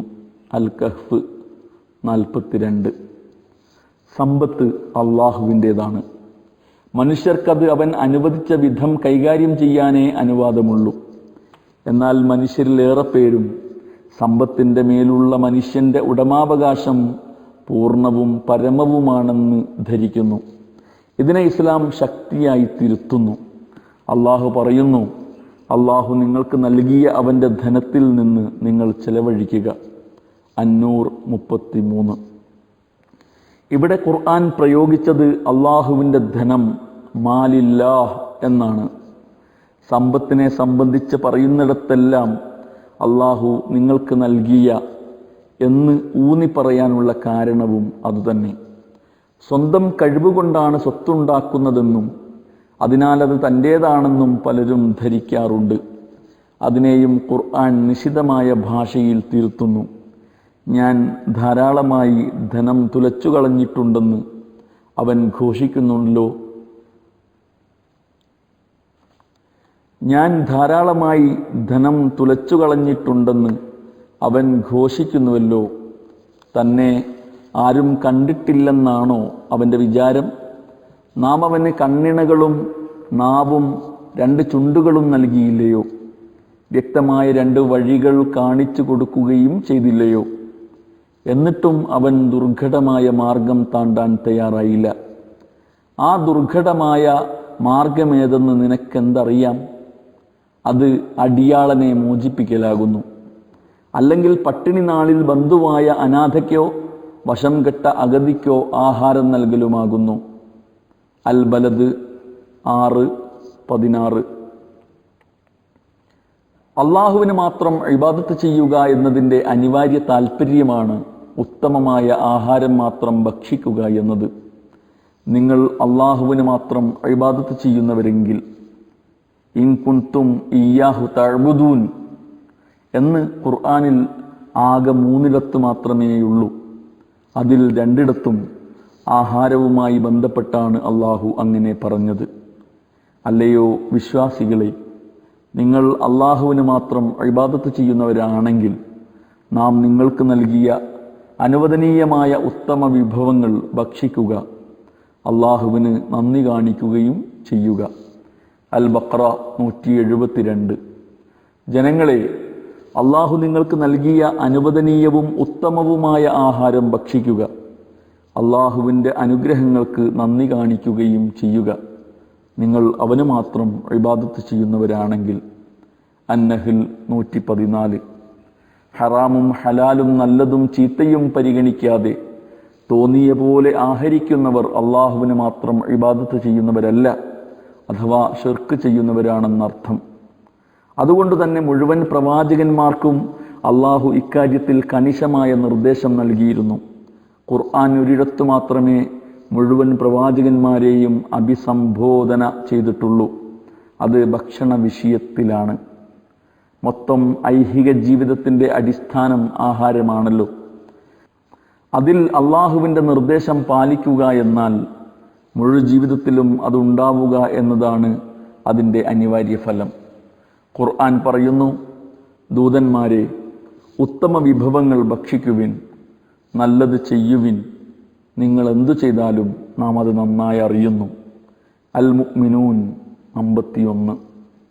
ചുരുക്കത്തിൽ ആരാധനാരംഗത്തെന്ന പോലെ സാമ്പത്തിക മേഖലയിലും തൗഹീദും ഷിർക്കുമുണ്ട്. മക്ക നിവാസികളിലെ ആരാധനാ മേഖലയിലെ ഷിർക്കിൻ്റെ കാണപ്പെടുന്ന രൂപങ്ങളെ പരാമർശിച്ച് അവയെ നിരാകരിക്കാൻ ആവശ്യപ്പെട്ട പോലെ സാമ്പത്തിക രംഗത്തെ തിന്മ വെടിയാനും ഖുർആൻ കണിശമായി കൽപ്പിക്കുന്നു. കള്ളത്താപ്പുകാർക്ക് മഹാനാശം. ആളുകളിൽ നിന്ന് അളന്നെടുക്കുമ്പോൾ അവർ തികച്ചു വാങ്ങുന്നു, അളന്നോ തൂക്കിയോ കൊടുക്കുമ്പോൾ കുറവ് വരുത്തുകയും ചെയ്യുന്നു. ഒരു മഹാദിനത്തിൽ ഉയർത്തെഴുന്നേൽപ്പിച്ചു കൊണ്ടുവരപ്പെടുന്നവരാണ് തങ്ങളെന്ന് ഇവർ മനസ്സിലാക്കുന്നില്ലേ? ആ നാളിൽ ജനമൊക്കെയും ലോകനാഥൻ്റെ സന്നിധിയിൽ നിൽക്കേണ്ടി വരും. അൽ മുത്തഫിഫീൻ 1-6. ധനം തങ്ങളുടേതാണെന്നും തങ്ങളുടെ ഇഷ്ടാനുസരണം കൈകാര്യം ചെയ്യുമെന്നും അതിൽ ദീനോ ദൈവമോ ഇടപെടരുതെന്നും വിശ്വസിച്ചും വാദിച്ചും തോന്നിയ പോലെ പ്രവർത്തിക്കുന്നവർ സാമ്പത്തിക രംഗത്തെ തൗഹീദും അതിൻ്റെ അനിവാര്യ താൽപ്പര്യങ്ങളും തീർത്തും നിരാകരിക്കുന്നവരാണ്. പലരും തൗഹീദിൻ്റെ ഈ വശം വിസ്മരിക്കുകയോ തീർത്തും അവഗണിക്കുകയോ ചെയ്തിരിക്കുന്നു. സാമൂഹിക രംഗത്ത് വിവാഹം, വിവാഹമോചനം, ബഹുഭാര്യത്വം, ദാമ്പത്യ മര്യാദകൾ, മാതാപിതാക്കളോടുള്ള ബന്ധം, മക്കളോടുള്ള സമീപനം, അയൽക്കാരോടുള്ള നിലപാട് പോലുള്ളവയെല്ലാം എவ்விധമാവണമെന്ന് തീരുമാനിക്കാനുള്ള പരമാധികാരം പ്രപഞ്ചനാഥനായ അള്ളാഹുവിനാണ്. മറ്റാർക്കും അതില്ല. ഇത് അംഗീകരിക്കലും തൗഹീദിൻ്റെ അവിഭാജ്യ ഘടകമാണ്. അവയെല്ലാം ഭൗതിക കാര്യങ്ങളാണെന്നും അതിനാൽ മനുഷ്യൻ അവ സ്വഹിതാനുസാരം തന്നെ സ്വീകരിക്കേണ്ടതാണെന്നും മതവും ദൈവവുമെന്നും അവയിൽ ഇടപെടരുതെന്നും വിശ്വസിക്കുകയും വാദിക്കുകയും ചെയ്യുന്നത് ശാസനാധികാരത്തിലുള്ള അള്ളാഹുവിൻ്റെ ഏകത്വത്തിന് വിരുദ്ധവും ഗുരുതരമായ അബദ്ധവുമാണ്. ശരീഅത്ത് ചർച്ചകളിൽ കേട്ടിരുന്ന പോലെ ആർക്കും ജാതിയും മതവും നോക്കാതെ ഇഷ്ടമുള്ള പെണ്ണിനെ ഇഷ്ടമുള്ള വിധം സ്വീകരിച്ച് ഇഷ്ടമുള്ളത്ര കാലം ഇഷ്ടപ്പെടുന്ന വിധം കൂടെ നിർത്താമെന്നും അതിൽ മതവും ശരീഅത്തും ഇടപെടേണ്ടതില്ലെന്നുമുള്ള വാദം ഇതിനുദാഹരണമാണ്. ഇസ്ലാം വിവാഹത്തെ മതത്തിൻ്റെ അവിഭാജ്യ ഘടകമായാണ് ഗണിക്കുന്നത്. അത് നിരാകരിച്ച് വികാരപൂർത്തീകരണത്തിന് പ്രകൃതി വിരുദ്ധ രീതി സ്വീകരിച്ച സമൂഹത്തെ സംസ്കരിക്കാനായി നിയോഗിതനായ പ്രവാചകനാണ് ലൂത്ത്. സദൂം സമൂഹം സ്വവർഗഭോഗികളുടേതായിരുന്നു. അത്തരം അധമവൃത്തികളിലേർപ്പെട്ട ചരിത്രത്തിലെ ആദ്യത്തെ സമൂഹം. അവരിലേക്ക് നിയോഗിതനായ പ്രവാചകൻ അവരോട് പറഞ്ഞു, ലൂത്തിൻ്റെ ജനം ദൈവദൂതന്മാരെ നിഷേധിച്ചു. അവരുടെ സഹോദരൻ ലൂത്ത് അവരോട് പറഞ്ഞത് ഓർക്കുക, നിങ്ങൾ ഭക്തി പുലർത്തുന്നില്ലേ? ഞാൻ നിങ്ങളിലേക്ക് നിയുക്തനായ വിശ്വസ്തനായ ദൈവദൂതനാകുന്നു. അതിനാൽ നിങ്ങൾ അള്ളാഹുവിനോട് ഭക്തി പുലർത്തുക, എന്നെ അനുസരിക്കുക. ഞാൻ ഈ കൃത്യത്തിന് നിങ്ങളോട് ഒരുവിധ പ്രതിഫലവും ചോദിക്കുന്നില്ല. എനിക്കുള്ള പ്രതിഫലമോ സർവലോക രക്ഷിതാവിങ്കൽ മാത്രമാകുന്നു. നിങ്ങൾ ലോകരിൽ പുരുഷന്മാരെ സമീപിക്കുകയും നിങ്ങളുടെ നാഥൻ നിങ്ങൾക്കായി സൃഷ്ടിച്ചിട്ടുള്ള ഇണകളെ വെടിയുകയും ചെയ്യുകയാണോ? അല്ല, നിങ്ങൾ വല്ലാതെ അതിരുകടന്ന ജനം തന്നെ. അവർ പറഞ്ഞു, നീ ഇത്തരം വർത്തമാനങ്ങൾ നിർത്തുന്നില്ലെങ്കിൽ ഹേ ലൂത്തേ, നമ്മുടെ നാട്ടിൽ നിന്ന് ബഹിഷ്കരിക്കപ്പെട്ടവരുടെ കൂട്ടത്തിൽ നീയും ഉൾപ്പെടുക തന്നെ ചെയ്യും. അദ്ദേഹം അറിയിച്ചു, ഞാൻ നിങ്ങളുടെ ചെയ്തികൾ വെറുക്കുന്നവരുടെ കൂട്ടത്തിലാകുന്നു. അശ്ശുഅറാ 160 മുതൽ 168. ലൂത്തിനെയും നാം പ്രവാചകനായി നിയോഗിച്ചു. അദ്ദേഹം തൻ്റെ ജനത്തോട് പറഞ്ഞതോർക്കുക, നിങ്ങൾ ഇത്ര നിർലജ്ജരായോ? നിങ്ങൾക്ക് മുമ്പ് ലോകത്താരും ചെയ്തിട്ടില്ലാത്ത ഈ മ്ലേച്ഛവൃത്തി ചെയ്യാൻ? ലൈംഗിക വികാരം ശമിപ്പിക്കുന്നതിന് നിങ്ങൾ സ്ത്രീകളെ വിട്ട് പുരുഷന്മാരെ സമീപിക്കുന്നു. യഥാർത്ഥത്തിൽ നിങ്ങൾ തീർത്തും അതിരുകടന്ന ജനം തന്നെ. എന്നാൽ ആ ജനത്തിൻ്റെ മറുപടി ഇതല്ലാതൊന്നുമായിരുന്നില്ല. ഇവരെ നമ്മുടെ പട്ടണത്തിൽ നിന്ന് പുറന്തള്ളുക. ഇവർ വലിയ വിശുദ്ധന്മാരായി ചമയുന്നുവല്ലോ. അൽ അഅറാഫ് 80-82. ലൂത്ത് നബി തൻ്റെ ജനതയോട് പറഞ്ഞ പ്രധാന കാര്യം ലൈംഗിക സദാചാരവുമായി ബന്ധപ്പെട്ടതായിരുന്നു എന്നർത്ഥം. അതവരംഗീകരിച്ചില്ല. ഫലമോ അള്ളാഹുവിൻ്റെ ശാപകോപങ്ങൾക്കിരയായി അവർ ഭൂമിയിൽ വെച്ചു തന്നെ ശിക്ഷിക്കപ്പെട്ടു. ലൂത്തിൻ്റെ ജനം മുന്നറിയിപ്പുകൾ നിരാകരിച്ചു. നാം കല്ലുകൾ വർഷിക്കുന്ന കാറ്റിനെ അവർക്ക് നേരെ നിയോഗിച്ചു. ലൂത്തിൻ്റെ കുടുംബം മാത്രം അതിൽ നിന്ന് സുരക്ഷിതരായി. അൽ ഖമർ 33-34. ചുരുക്കത്തിൽ സാമ്പത്തിക ആരാധനാ രംഗങ്ങളിലെന്ന പോലെ സാമൂഹിക, സാംസ്കാരിക, ധാർമ്മിക മേഖലകളിലും നിയമനിർമ്മാണത്തിൻ്റെ പരമാധികാരം അള്ളാഹുവിന് മാത്രമാണെന്ന് അംഗീകരിക്കലാണ് തൗഹീദ്. ധിക്കാരപൂർവമുള്ള അതിൻ്റെ നിഷേധം കൊടിയ ശിർക്കും. നടത്തത്തിലും ഇസ്ലാമിലെ അതിപ്രധാനമായ ആരാധനാകർമ്മം നമസ്കാരമാണല്ലോ. അതിൻ്റെ റക്അത്തുകളുടെ എണ്ണം, റുക്കൂഇൻ്റെയും സുജൂദിൻ്റെയും രൂപം പോലുള്ള സുപ്രധാന കാര്യങ്ങൾ പോലും വിശദീകരിച്ചിട്ടില്ലാത്ത വിശുദ്ധ ഖുർആൻ 4 നടത്തം പഠിപ്പിച്ചിട്ടുണ്ട്. എങ്ങനെയാവണമെന്ന് വിശദീകരിച്ചിട്ടുണ്ട്. സത്യനിഷേധികൾക്കും നിരീശ്വരവാദികൾക്കും നടക്കാനറിയാത്തതിനാലല്ലോ അനാവശ്യമായി ഒരു വാക്കും പ്രയോഗിക്കാത്ത ഖുർആൻ പ്രാധാന്യപൂർവം അത് കൈകാര്യം ചെയ്തത്. വിശ്വാസത്രയങ്ങൾ ഊന്നിപ്പറഞ്ഞ മക്കയിൽ അവതീർണമായ അധ്യായങ്ങളിലാണ് ഖുർആൻ നടത്തത്തിൻ്റെ കാര്യം പരാമർശിച്ചതെന്നത് പ്രത്യേകം പ്രസ്താവ്യമാണ്. നടത്തത്തിലും തൗഹീദിൻ്റെ പ്രതിഫലനമുണ്ടാവണമെന്നാണ് ഇത് നമ്മെ പഠിപ്പിക്കുന്നത്. അള്ളാഹു പറയുന്നു, നീ ആളുകളിൽ നിന്ന് മുഖം തിരിച്ച് സംസാരിക്കരുത്, ഭൂമിയിൽ അഹങ്കരിച്ച് നടക്കുകയും അരുത്. അഹങ്കരിക്കുകയും ഭള്ള് പറയുകയും ചെയ്യുന്ന ആരെയും അള്ളാഹു ഇഷ്ടപ്പെടുകയില്ല. ലുഖ്മാൻ 18. നിന്റെ നടത്തത്തിൽ മിതത്വം സ്വീകരിക്കുക. ലുഖ്മാൻ 19. കരുണാമയനായ അള്ളാഹുവിൻ്റെ യഥാർത്ഥ ദാസന്മാർ ഭൂമിയിൽ വിനീതരായി നടക്കുന്നവരാകുന്നു. അൽ ഫുർഖാൻ 63. ഭൂമിയിൽ അഹങ്കരിച്ച് നടക്കരുത്. ഭൂമിയെ പിളർക്കാൻ നിനക്കാവില്ല, പർവ്വതങ്ങളുടെ ഉയരം പ്രാപിക്കാനും സാധ്യമല്ല. അൽ ഇസ്രാ 37. താൻ ദൈവത്തിൻ്റെ ദാസനാണെന്ന ബോധത്തോടെ അതിൻ്റെ അനിവാര്യതയായ വിനയത്തോടെയുള്ള നടത്തമാണ് തൗഹീദിൻ്റെ നടത്തം. താൻ എന്തിനും പോന്നവനും എല്ലാവർക്കും മീതയുമാണെന്ന ധിക്കാരബോധത്തോടെയുള്ള നടത്തം ഷിർക്കിൻ്റെതും. അത്തരക്കാരെക്കുറിച്ച് അള്ളാഹു പറയുന്നു, തീർച്ചയായും മനുഷ്യൻ അതിക്രമിയായിരിക്കുന്നു, അവൻ തന്നെ സ്വയം പര്യാപ്തനായി കാണുകയാൽ. അൽ അലഖ് 6-7. ദേഹേച്ഛക്കടിപ്പെടുന്നവർ. തിന്നണമെന്ന് തോന്നുന്നതൊക്കെ തിന്നുക, കുടിക്കണമെന്ന് കൊതിക്കുന്നതൊക്കെ കുടിക്കുക, വായിൽ തോന്നിയതൊക്കെ വിളിച്ചു പറയുക, ചെയ്യണമെന്ന് തോന്നുന്നതെല്ലാം ചെയ്യുക. ഇവയിലൊന്നും ഹലാലും ഹറാമും നീതിയും അനീതിയും ശരിയും തെറ്റും പരിഗണിക്കാതിരിക്കുകയും പരിഗണിക്കണമെന്ന് അംഗീകരിക്കാതിരിക്കുകയും ചെയ്യുക. അത്തരക്കാരെ നാം താന്തോന്നികളെന്നാണ് സാധാരണ വിശേഷിപ്പിക്കാറുള്ളത്. അവരത്രേ ദേഹേച്ഛക്കടിപ്പെട്ട് ജീവിക്കുന്നവർ. സ്വന്തം ഇച്ഛയെ ദൈവമാക്കിയവനെ സംബന്ധിച്ച് നീ ചിന്തിച്ചിട്ടുണ്ടോ? അൽ ഫുർഖാൻ 43. സ്വേച്ഛകളെ തൻ്റെ ദൈവമായി വരിച്ചവൻ്റെ ഗതിയെക്കുറിച്ച് നീ ചിന്തിച്ചു നോക്കിയിട്ടുണ്ടോ? അള്ളാഹു അറിവോടുകൂടി അവനെ ദുർമാർഗത്തിൽ തള്ളിയിരിക്കുന്നു. അവൻ്റെ കാതുകൾക്കും മനസ്സിനും മുദ്ര വച്ചിരിക്കുന്നു. അവൻ്റെ കണ്ണുകൾക്ക് മൂടിയിട്ടിരിക്കുന്നു. അള്ളാഹുവിന് ശേഷം ആരാണവന് മാർഗദർശനം ചെയ്യുക? എന്ത്, നിങ്ങൾ ഒരു പാഠവും പഠിക്കുന്നില്ലെന്നോ?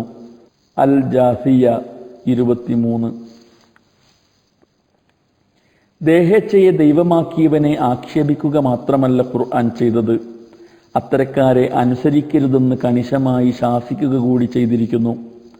അള്ളാഹു ആജ്ഞാപിക്കുന്നു, ആരുടെ മനസ്സിനെ നാം നമ്മുടെ സ്മരണയിൽ അശ്രദ്ധമാക്കിയിരിക്കുന്നുവോ, ആർ സ്വന്തം ഇച്ഛയെ പിൻപറ്റിയോ, ആരുടെ കാര്യം പരിധി വിട്ടതായിരിക്കുന്നുവോ, അങ്ങനെയുള്ളവനെ നീ അനുസരിച്ച് പോകരുത്. അൽ കഹ്ഫ് 28. കാരണം ദൈവിക മാർഗദർശനമില്ലാതെ സ്വന്തം ഇച്ഛകളെ പിൻപറ്റുന്നവനേക്കാൾ വഴിപിഴച്ചവനാരുണ്ട്? അള്ളാഹു ഇത്തരം ധിക്കാരികൾക്ക് ഒരിക്കലും സന്മാർഗമരുളുന്നില്ല. അൽ ഖസസ് 50. ജൂതന്മാരും ക്രിസ്ത്യാനികളും ഒരിക്കലും നിന്നിൽ സംതൃപ്തരാവുന്നതല്ല, നീ അവരുടെ മാർഗത്തിൽ ചരിക്കാൻ തുടങ്ങിയാലല്ലാതെ.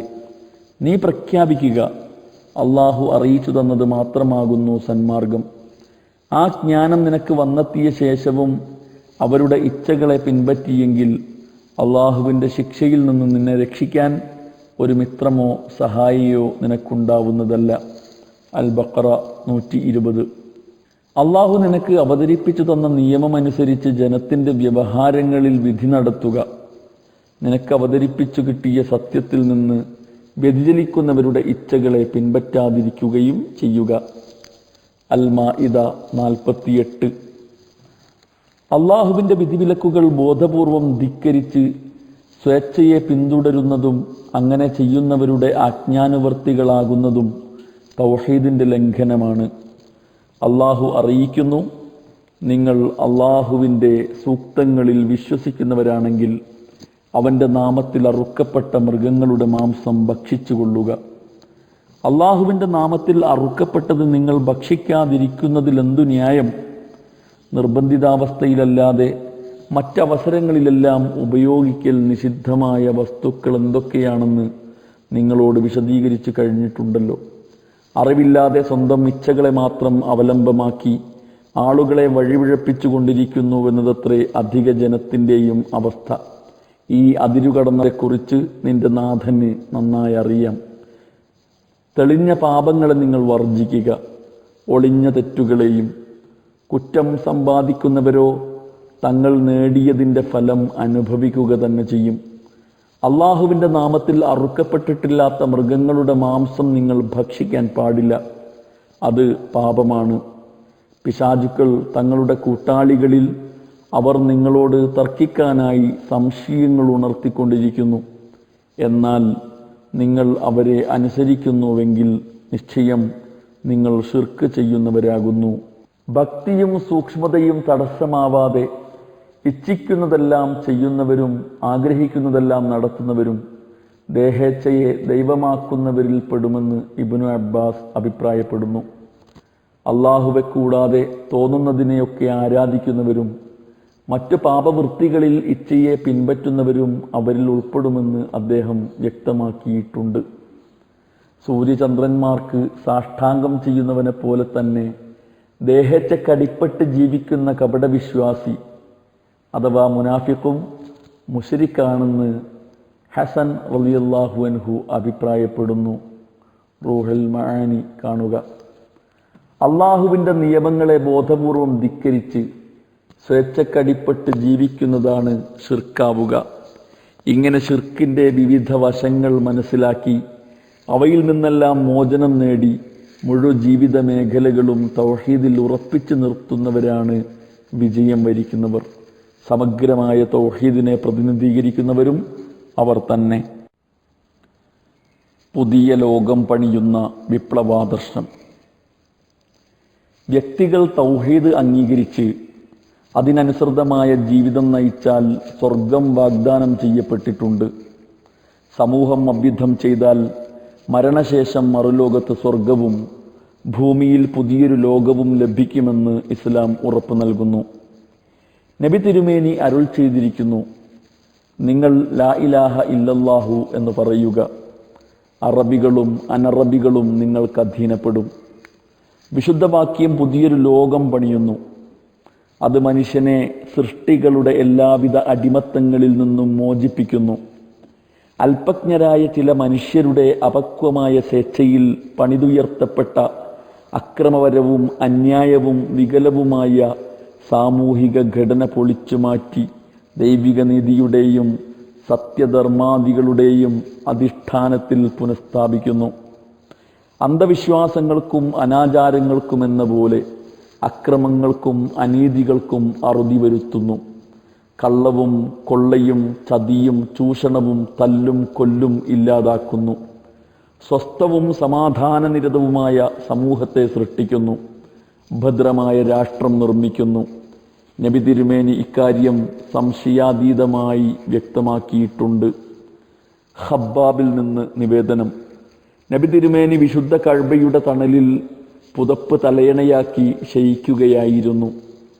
അപ്പോൾ ഞങ്ങൾ തിരുമേനിയുടെ അടുത്തു ചെന്ന് ആവലാതിപ്പെട്ടു, ഞങ്ങൾക്ക് വേണ്ടി താങ്കൾ സഹായമർത്ഥിക്കുന്നില്ലേ? അപ്പോൾ അവിടുന്ന് അരുൾ ചെയ്തു, നിങ്ങൾക്ക് മുമ്പ് മനുഷ്യരെ വലിയ കുഴി കുഴിച്ച് അതിൽ കൊണ്ടുവന്ന് നിർത്തിയിരുന്നു. എന്നിട്ട് ഈർച്ചവാൾ തലയിൽ വെച്ച് കീറി രണ്ടായി പകുത്തിരുന്നു. അവരുടെ മാംസവും എല്ലുകളും ഇരുമ്പുകൊണ്ടുള്ള ചീർപ്പുപയോഗിച്ച് ചീകി വേർപെടുത്തിയിരുന്നു. എങ്കിലും അതൊന്നും അവരെ തങ്ങളുടെ ദീനിൽ നിന്നകറ്റിയില്ല. അള്ളാഹുവാണ, ഈ കാര്യം അള്ളാഹു പൂർത്തീകരിക്കുക തന്നെ ചെയ്യും. അൽ അൻആം 118, 121. സൻആയിൽ നിന്ന് ഹളറമൗത്ത് വരെ അള്ളാഹുവേയും ആടിനെ വേട്ടയാടുന്ന ചെന്നായെയുമല്ലാതെ മറ്റൊന്നിനെയും ഭയക്കാതെ ഒരു യാത്രാ സംഘത്തിന് സഞ്ചരിക്കാൻ സാധിക്കുവോളം പക്ഷേ നിങ്ങൾ ധൃതി കാണിക്കുകയാണ്. ബുഖാരി. ഇതിൻ്റെ അർത്ഥം വളരെ വ്യക്തം. നിങ്ങൾ ഈ മർദ്ദനം സഹിക്കേണ്ടതുണ്ട്, പരീക്ഷണങ്ങൾ അനുഭവിക്കുക തന്നെ വേണം, ഒരു വേള ഇതിൽ കൂടുതലും. കാരണം ലക്ഷ്യം സമുന്നതമാണ്, ഒരു നവലോകത്തിൻ്റെ നിർമ്മിതിയാണത്. അതിനാൽ പീഡാനുഭവങ്ങൾ അനിവാര്യമാണ്. വിശുദ്ധ വാക്യം മർദ്ദനങ്ങൾക്ക് വിരാമമിടുന്നു, മർദ്ദിതരെ മോചിപ്പിക്കുന്നു, മനുഷ്യാടിമത്തത്തിൽ നിന്ന് മനുഷ്യരെ സ്വതന്ത്രരാക്കുന്നു. ഇസ്ലാമിക സമൂഹത്തിൻ്റെ പ്രതിനിധിയായി പേർഷ്യൻ സേനാനായകനായ റുസ്തമിനെ സന്ദർശിച്ച റിബ്ഈ ഇബ്നു ആമിറിനോട് അദ്ദേഹത്തിൻ്റെ ആഗമനോദ്ദേശ്യം ആരാഞ്ഞപ്പോൾ നൽകിയ മറുപടി ഇക്കാര്യം അസന്നിഗ്ധമായി വ്യക്തമാക്കുന്നു. അദ്ദേഹം പറഞ്ഞു, അള്ളാഹുവാണ് ഞങ്ങളെ നിയോഗിച്ചത്. ലക്ഷ്യം അള്ളാഹു ഉദ്ദേശിക്കുന്നവരെ അടിമകളുടെ അടിമത്തത്തിൽ നിന്ന് അവൻ്റെ മാത്രം അടിമത്തത്തിലേക്കും ഐഹിക ജീവിതത്തിൻ്റെ കുടുസിൽ നിന്ന് ഇഹപരലോകങ്ങളുടെ വിശാലതയിലേക്കും നിലവിലുള്ള വ്യവസ്ഥിതികളുടെ അനീതിയിൽ നിന്ന് ഇസ്ലാമിൻ്റെ നീതിയിലേക്കും നയിക്കലാണ്. പ്രധാന പ്രതിയോഗികൾ. തൗഹീദ് എല്ലാ വ്യാജ ദൈവങ്ങൾക്കുമെതിരിലുള്ള സമരപ്രഖ്യാപനമാണ്. ദൈവത്തിൻ്റെ അധികാരാവകാശങ്ങൾ അന്യായമായി കൈയടക്കി വെച്ച അതിക്രമകാരികൾക്കെതിരെ പൊരുതാനുള്ള ആഹ്വാനവും അത് ഉൾക്കൊള്ളുന്നു.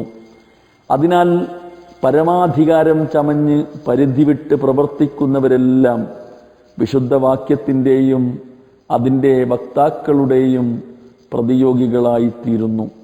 അവർ അതിനെതിരെ രംഗത്ത് വരികയും ചെയ്യുന്നു.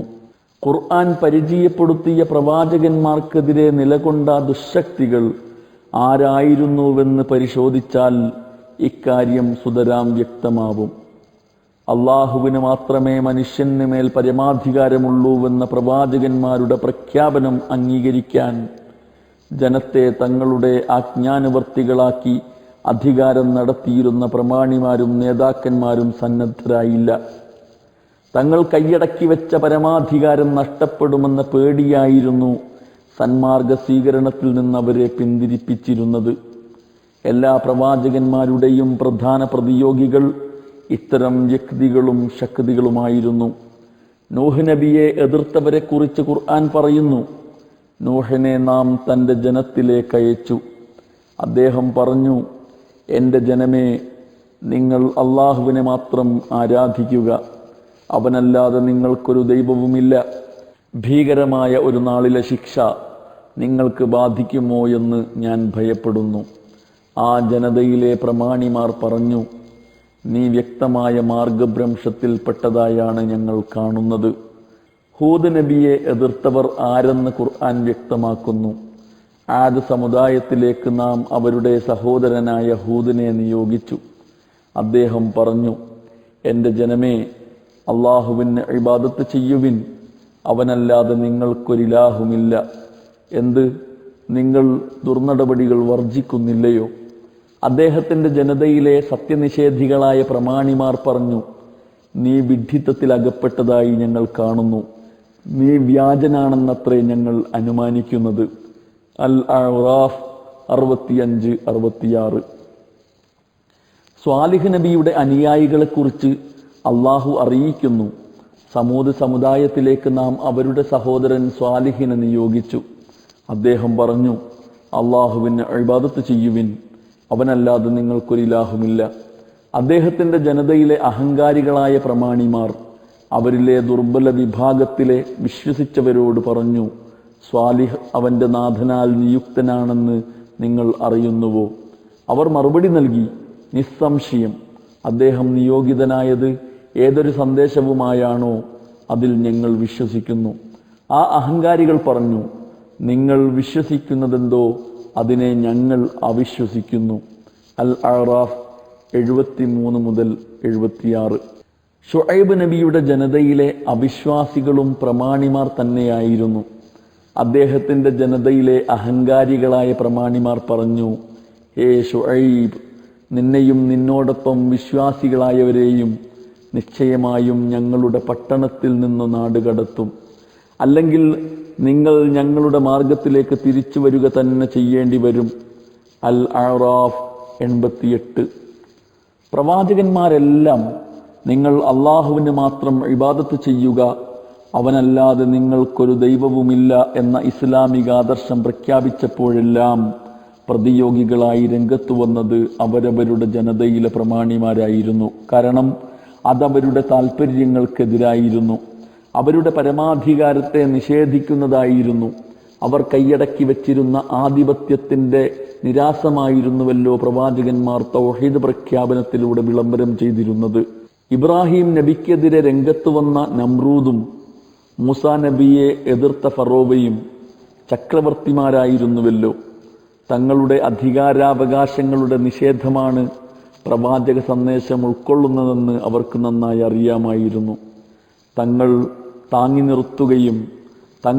നിർത്തുകയും ചെയ്യുന്ന മതപരവും സാമൂഹികവും സാമ്പത്തികവും രാഷ്ട്രീയവുമായ വ്യവസ്ഥയും ഘടനയും തകരുമെന്ന ഭീതിയായിരുന്നുവല്ലോ അവരെ ഇസ്ലാമിൻ്റെ മുഖ്യ ശത്രുക്കളാക്കി മാറ്റിയത്.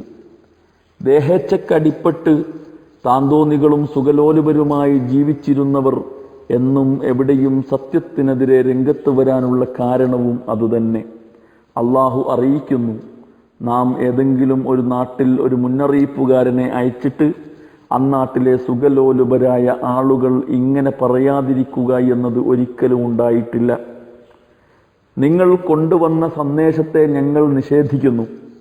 അവർ സദാ ഇതുതന്നെ ഘോഷിച്ചുകൊണ്ടിരിക്കുന്നു. ഞങ്ങൾ നിങ്ങളെക്കാൾ സമ്പത്തും സന്താനങ്ങളുമുള്ളവരാകുന്നു, ഞങ്ങൾ ഒട്ടും ശിക്ഷിക്കപ്പെടുന്നവരല്ല.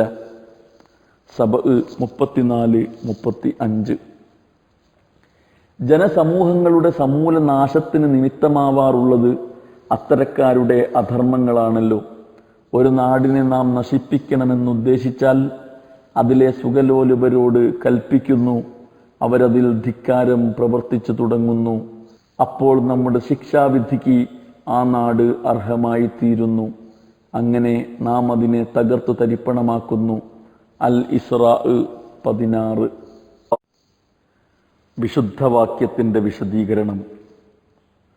ഇസ്ലാമിനോട് കൊടിയ ശത്രുത വെച്ച് പുലർത്തിയിരുന്ന പാശ്ചാത്യ സാമ്രാജ്യ ശക്തികൾ മുസ്ലിം നാടുകളെ അധീനപ്പെടുത്തി ദീർഘകാലം ആധിപത്യം നടത്തി.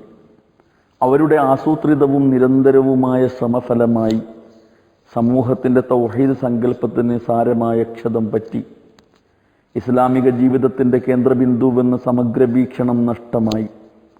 സമ്പൂർണ്ണ വിപ്ലവത്തിൻ്റെ ആദർശ സ്രോതസ്സെന്ന സ്ഥിതി വിസ്മൃതമായി. പുതിയ ലോകം പണിയുന്ന വിപ്ലവവാക്യമെന്ന ബോധം ചോർന്നുപോയി. അത് ആരാധനാ മേഖലയിൽ പരിമിതമാക്കപ്പെട്ടു. ഇത്തരം ഒരു പ്രതികൂല പരിതസ്ഥിതിയിലാണ് ആധുനിക ഇസ്ലാമിക പ്രസ്ഥാനങ്ങൾ ലാ ഇലാഹ ഇല്ലല്ലാഹ് എന്ന വിശുദ്ധ വചനത്തെ അതിൻ്റെ മുഴുവൻ അർത്ഥവ്യാപ്തിയോടെ ലോകത്തിന് പരിചയപ്പെടുത്തിയത്. വിസ്മൃതമായ വശങ്ങൾക്ക് കൂടുതൽ ഊന്നൽ നൽകുകയും ചെയ്തു. ജമാഅത്തെ ഇസ്ലാമിയുടെ ഭരണഘടനയിൽ ആദർശം വിശദീകരിച്ച ഭാഗം പരിശോധിച്ചാൽ ഇക്കാര്യം ഏവർക്കും അനായാസം ബോധ്യമാവും. അതിങ്ങനെ വായിക്കാം. ഈ ആദർശത്തിലെ ആദ്യ ഭാഗത്തിൻ്റെ, അതായത് അള്ളാഹു ഏക ഇലാഹ് ആണെന്നും മറ്റാരും ഇലാഹ് അല്ലെന്നും ഉള്ളതിൻ്റെ വിവക്ഷ ഇതാണ്: ഏതൊരുവൻ നമ്മുടെയും അഖില ലോകത്തിൻ്റെയും സ്രഷ്ടാവും രക്ഷിതാവും നിയന്താവും ഉടമസ്ഥനും പ്രകൃതി നിയമ വിധികർത്താവും ആണോ, അതേ അള്ളാഹു തന്നെയാണ് വാസ്തവത്തിൽ നമ്മുടെയെല്ലാം സാക്ഷാൽ മഅ്ബൂദും സാൻമാർഗിക വിധികർത്താവും. ആരാധനക്കർഹനും യഥാർത്ഥത്തിൽ അനുസരിക്കപ്പെടേണ്ടവനും അവൻ മാത്രമാകുന്നു. പ്രസ്തുത നിലകളിലൊന്നും അവന് യാതൊരു പങ്കാളിയുമില്ല. ഈ യാഥാർത്ഥ്യം ഗ്രഹിക്കുകയും അംഗീകരിക്കുകയും ചെയ്യുന്നത് മൂലം താഴെ പറയുന്ന സംഗതികൾ മനുഷ്യൻ്റെ മേൽ നിർബന്ധമാകുന്നതാണ്.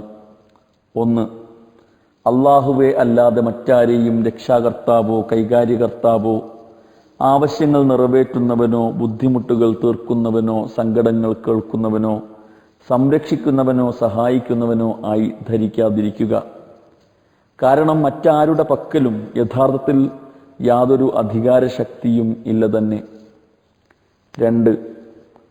അള്ളാഹുവെ ഒഴിച്ച് മറ്റാരെയും ലാഭനഷ്ടങ്ങൾ ഏൽപ്പിക്കുന്നവരായി കരുതാതിരിക്കുക. മറ്റാരോടും ഭക്തി കാണിക്കാതിരിക്കുക.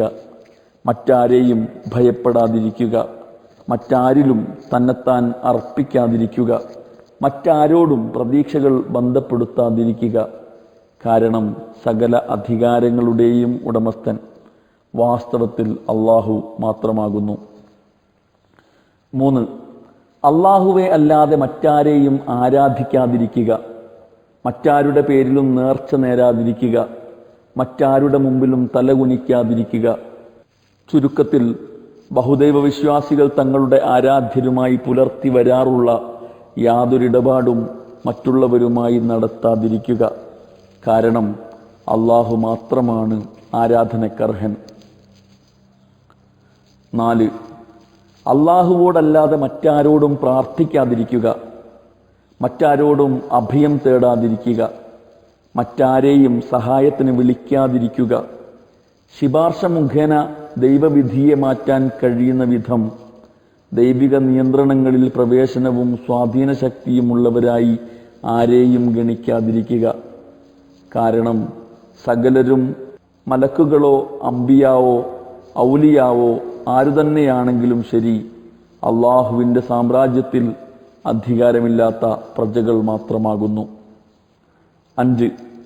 അള്ളാഹുവെ ഒഴിച്ച് മറ്റാരെയും ആധിപത്യത്തിൻ്റെ ഉടമസ്ഥനോ അധീശാധിപതിയോ ആയി കരുതാതിരിക്കുക. സ്വാധികാരപ്രകാരം കൽപ്പിക്കുവാനും നിരോധിക്കുവാനും അർഹരായി മറ്റാരെയും അംഗീകരിക്കാതിരിക്കുക. മറ്റാരെയും സ്വതന്ത്ര നിയമനിർമ്മാതാവും ശാരിയും ആയി സ്വീകരിക്കാതിരിക്കുക.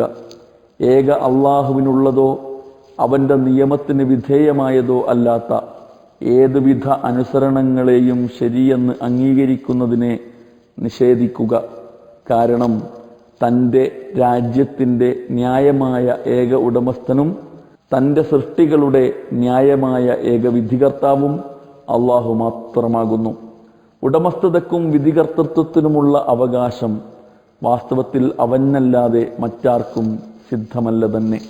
പ്രസ്തുത ആദർശം സ്വീകരിക്കുന്നതിനാൽ മനുഷ്യൻ്റെ മേൽ താഴെ വിവരിക്കുന്ന സംഗതികൾ കൂടി അനിവാര്യമായി തീരുന്നു. 6. തൻ്റെ സ്വാധികാരത്തെ കൈയൊഴിക്കുകയും സ്വേച്ഛകൾക്കടിമപ്പെടുന്നതുപേക്ഷിക്കുകയും തൻ്റെ ഏക ഇലാഹായി താൻ സമ്മതിച്ചംഗീകരിച്ച അള്ളാഹുവിൻ്റെ മാത്രം അടിമയായി വർത്തിക്കുകയും ചെയ്യുക. 7. താൻ വല്ലതിൻ്റെയും സ്വതന്ത്ര ഉടമസ്ഥനെന്ന് കരുതാതിരിക്കുകയും സർവ്വതും തൻ്റെ ജീവനും അവയവങ്ങളും ശാരീരികവും മാനസികവുമായ കഴിവുകളും കൂടി അള്ളാഹുവിന് ഉടമപ്പെട്ടതും അവങ്കിൽ നിന്നുള്ള അനാമത്തും ആയി വിചാരിക്കുകയും ചെയ്യുക. 8. താൻ അള്ളാഹുവിൻ്റെ മുമ്പിൽ ഉത്തരവാദപ്പെട്ടവനും സമാധാനം ബോധിപ്പിക്കേണ്ടവനുമാണെന്ന് കരുതുകയും തൻ്റെ കഴിവുകൾ ഉപയോഗിക്കുന്നതിലും പെരുമാറ്റത്തിലും ക്രയവിക്രയങ്ങളിലുമൊക്കെ അന്ത്യനാളിൽ അള്ളാഹുവിൻ്റെ മുമ്പാകെ അവയെക്കുറിച്ച് കണക്ക് ബോധിപ്പിക്കേണ്ടതുണ്ടെന്നും സ്വകർമ്മങ്ങളുടെ സത്ഫലമോ ദുഷ്ഫലമോ അനുഭവിക്കേണ്ടി വരുമെന്നും ഉള്ള യാഥാർത്ഥ്യം സദാ ഗൗനിക്കുകയും ചെയ്യുക. 9. തൻ്റെ ഇഷ്ടത്തിന് അള്ളാഹുവിൻ്റെ ഇഷ്ടത്തെയും തൻ്റെ അനിഷ്ടത്തിന് അള്ളാഹുവിൻ്റെ അനിഷ്ടത്തെയും മാനദണ്ഡമായി സ്വീകരിക്കുക. 10. അള്ളാഹുവിൻ്റെ പ്രീതിയും സാമീപ്യവും തൻ്റെ മുഴുശ്രമങ്ങളുടെ ലക്ഷ്യമായും മുഴു ജീവിതത്തിൻ്റെ അച്ചുതണ്ടായും സ്വീകരിക്കുക. 11. തൻ്റെ സ്വഭാവത്തിൽ, ചര്യയിൽ, സാമൂഹികവും നാഗരികവുമായ ബന്ധങ്ങളിൽ, സാമ്പത്തികവും രാഷ്ട്രീയവുമായ ഇടപാടുകളിൽ, അങ്ങനെ ജീവിതത്തിൻ്റെ എല്ലാ വിഷയങ്ങളിലും അള്ളാഹുവിൻ്റെ നിർദ്ദേശത്തെ മാത്രം തനിക്ക് നിർദ്ദേശമായി അംഗീകരിക്കുകയും അള്ളാഹു നിശ്ചയിച്ചു തന്നതോ അവൻ്റെ നിയമനിർദ്ദേശങ്ങൾക്ക് വിധേയമോ ആയ പദ്ധതിയെ മാത്രം തനിക്ക് പദ്ധതിയായി സ്വീകരിക്കുകയും അവൻ്റെ ശരീഅത്തിന് വിരുദ്ധമായതെന്തും തള്ളിക്കളയുകയും ചെയ്യുക. സ്വാതന്ത്ര്യത്തിൻ്റെ പുതിയ ലോകം. മനുഷ്യ മനസ്സുകളെ അടക്കി ഭരിക്കുന്നത് അന്ധവിശ്വാസങ്ങളും അനാചാരങ്ങളുമാണ്. ആരാധിക്കപ്പെടുന്നവയിലധികവും അചേതന വസ്തുക്കളാണ്. പ്രതിമയും പ്രതിഷ്ഠകളും പുണ്യപുരുഷന്മാരുമാണ് ഏറെയും പൂജിക്കപ്പെടുന്നത്. അക്രമവും അനീതിയുമാണ് ആധിപത്യം നടത്തുന്നത്. അധർമ്മവും അരാജകത്വവും അരങ്ങ് തകർക്കുന്നു. കലിയിളകി കൊലവിളി നടത്തുന്നവർ രംഗം കൈയടക്കുന്നു. മുഷ്കും മുഷ്ടിയും മേധാവിത്വം പുലർത്തുന്നു. അത്യുച്ചത്തിൽ മുഴങ്ങിക്കേൾക്കുന്ന അസത്യത്തിൻ്റെ അലർച്ച അധിക പേരെയും അമ്പരപ്പിക്കുന്നു. അതിൻ്റെ നിറപ്പകിട്ട് അവരെ അന്ധരാക്കുന്നു. പരപീഡയിലൂടെ നിർവൃതി നേടുന്ന പിശാചുക്കൾ രംഗം കൈയടക്കുന്നു. അവർ വെളിച്ചത്തിൻ്റെ വാഹകരുടെ നേരെ മർദ്ദന പരമ്പരകൾ അഴിച്ചുവിടുന്നു. തെറ്റുകൾക്ക് നേരെ നീളുന്ന വിരലുകൾ വെട്ടിമുറിക്കുന്നു. അങ്ങനെ മനുഷ്യേച്ഛ ലോകം വാഴുന്നു. ദൈവഹിതം അവഗണിക്കപ്പെടുന്നു. ജനകോടികൾ മനുഷ്യാടിമത്തത്തിൽ കഴിയേണ്ടി വരുന്നു. അതിനിടയിലും തൗഹീദിനെ അതിൻ്റെ സമഗ്രതയോടെ അംഗീകരിച്ച സത്യവിശ്വാസിയുടെ ലോകം മറ്റൊന്നാണ്. സ്വാതന്ത്ര്യത്തിൻ്റെ നിത്യനൂതൻ ലോകമാണത്. പരകോടി സൃഷ്ടികളിലൊന്നായ മനുഷ്യൻ പ്രപഞ്ചനാഥൻ്റെ പദവി പിടിച്ചുപറ്റാൻ പാടുപെട്ട് പരാജിതനാവുന്നത് അവൻ അനുകമ്പയോടെ നോക്കിക്കാണുന്നു. തനിക്കാണ് അധികാരമൊക്കെയുമെന്ന് കരുതി അഹങ്കരിക്കുന്നവരെ പുച്ഛത്തോടെ വീക്ഷിക്കുന്നു. കരുത്തരെന്ന് കരുതപ്പെടുന്ന ഭരണാധികാരികൾ വലിയ കാര്യം ചെയ്യുകയാണെന്ന വിചാരത്തോടെ കാട്ടിക്കൂട്ടുന്ന കോമാളിത്തങ്ങൾ ആദർശവാദിയുടെ കണ്ണിൽ ഒട്ടും ആദരവർഹിക്കുന്നവയല്ല. ദൈവേതരമായ ആരാധ്യ വസ്തുക്കൾ, സാമൂഹികാചാരങ്ങൾ, സാമ്പത്തിക ക്രമങ്ങൾ, രാഷ്ട്രീയ വ്യവസ്ഥകൾ ഒന്നുമായും തൻ്റെ മനസ്സിനെ ബന്ധിപ്പിക്കാത്ത അത്തരം വിശ്വാസികളുടെ ഔന്നത്യബോധം വാക്കുകൾക്ക് ഉൾക്കൊള്ളാനാവില്ല. എല്ലാവിധ വ്യാജ ദൈവങ്ങളെയും പരമാധികാരികളെയും നിരാകരിക്കുന്ന അത്തരക്കാർ പാരതന്ത്ര്യത്തിൻ്റെ സകല ചങ്ങലക്കെട്ടുകളും വെട്ടിയറുത്ത് സ്വാതന്ത്ര്യത്തിൻ്റെ പുതിയ ലോകത്തേക്ക് പറന്നുയരുന്നു.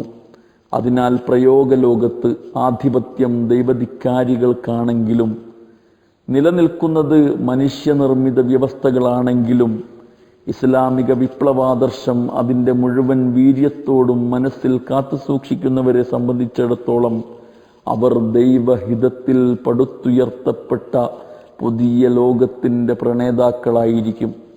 അത് സ്വപ്നം കാണുന്നവരും അതിനുവേണ്ടി പണിയെടുക്കുന്നവരുമായിരിക്കും. ജനകോടികളുടെ ആദരവ് പിടിച്ചു പറ്റിയ പുരോഹിതന്മാരുടെയും ഭരണാധികാരികളുടെയും പ്രതാപവും പ്രൗഢിയും പൊങ്ങച്ച പ്രകടനങ്ങളും അവരെ ഒട്ടും സ്വാധീനിക്കുകയില്ല. എല്ലാം കൊച്ചു കൊച്ചു മനുഷ്യരുടെ കാട്ടിക്കൂട്ടലുകളായേ തോന്നുകയുള്ളൂ. അള്ളാഹു അല്ലാത്തവരുടെയൊക്കെ പരമാധികാരത്തെ പൂർണ്ണമായും നിഷേധിക്കുന്ന വിപ്ലവകാരികൾക്ക് മാത്രമേ ഇത് സാധ്യമാവുകയുള്ളൂ. തൗഹീദിനെ അതിൻ്റെ സമഗ്രതയോടെ ഉൾക്കൊണ്ട സൗഭാഗ്യവാന്മാരാ അവരത്രേ. ശത്രുക്കളുടെ തിരിച്ചറിവ്. ലോകത്ത് 100 കോടി മുസ്ലിങ്ങളുണ്ട്. അവരുടെയൊക്കെ ആദർശം ലാ ഇലാഹ ഇല്ലല്ലാ എന്നത് തന്നെ. എന്നാൽ പലരുടേതും അർത്ഥശോഷണവും ചൈതന്യ ചോർച്ചയും സംഭവിച്ച കേവല വാക്യം മാത്രമാണ്.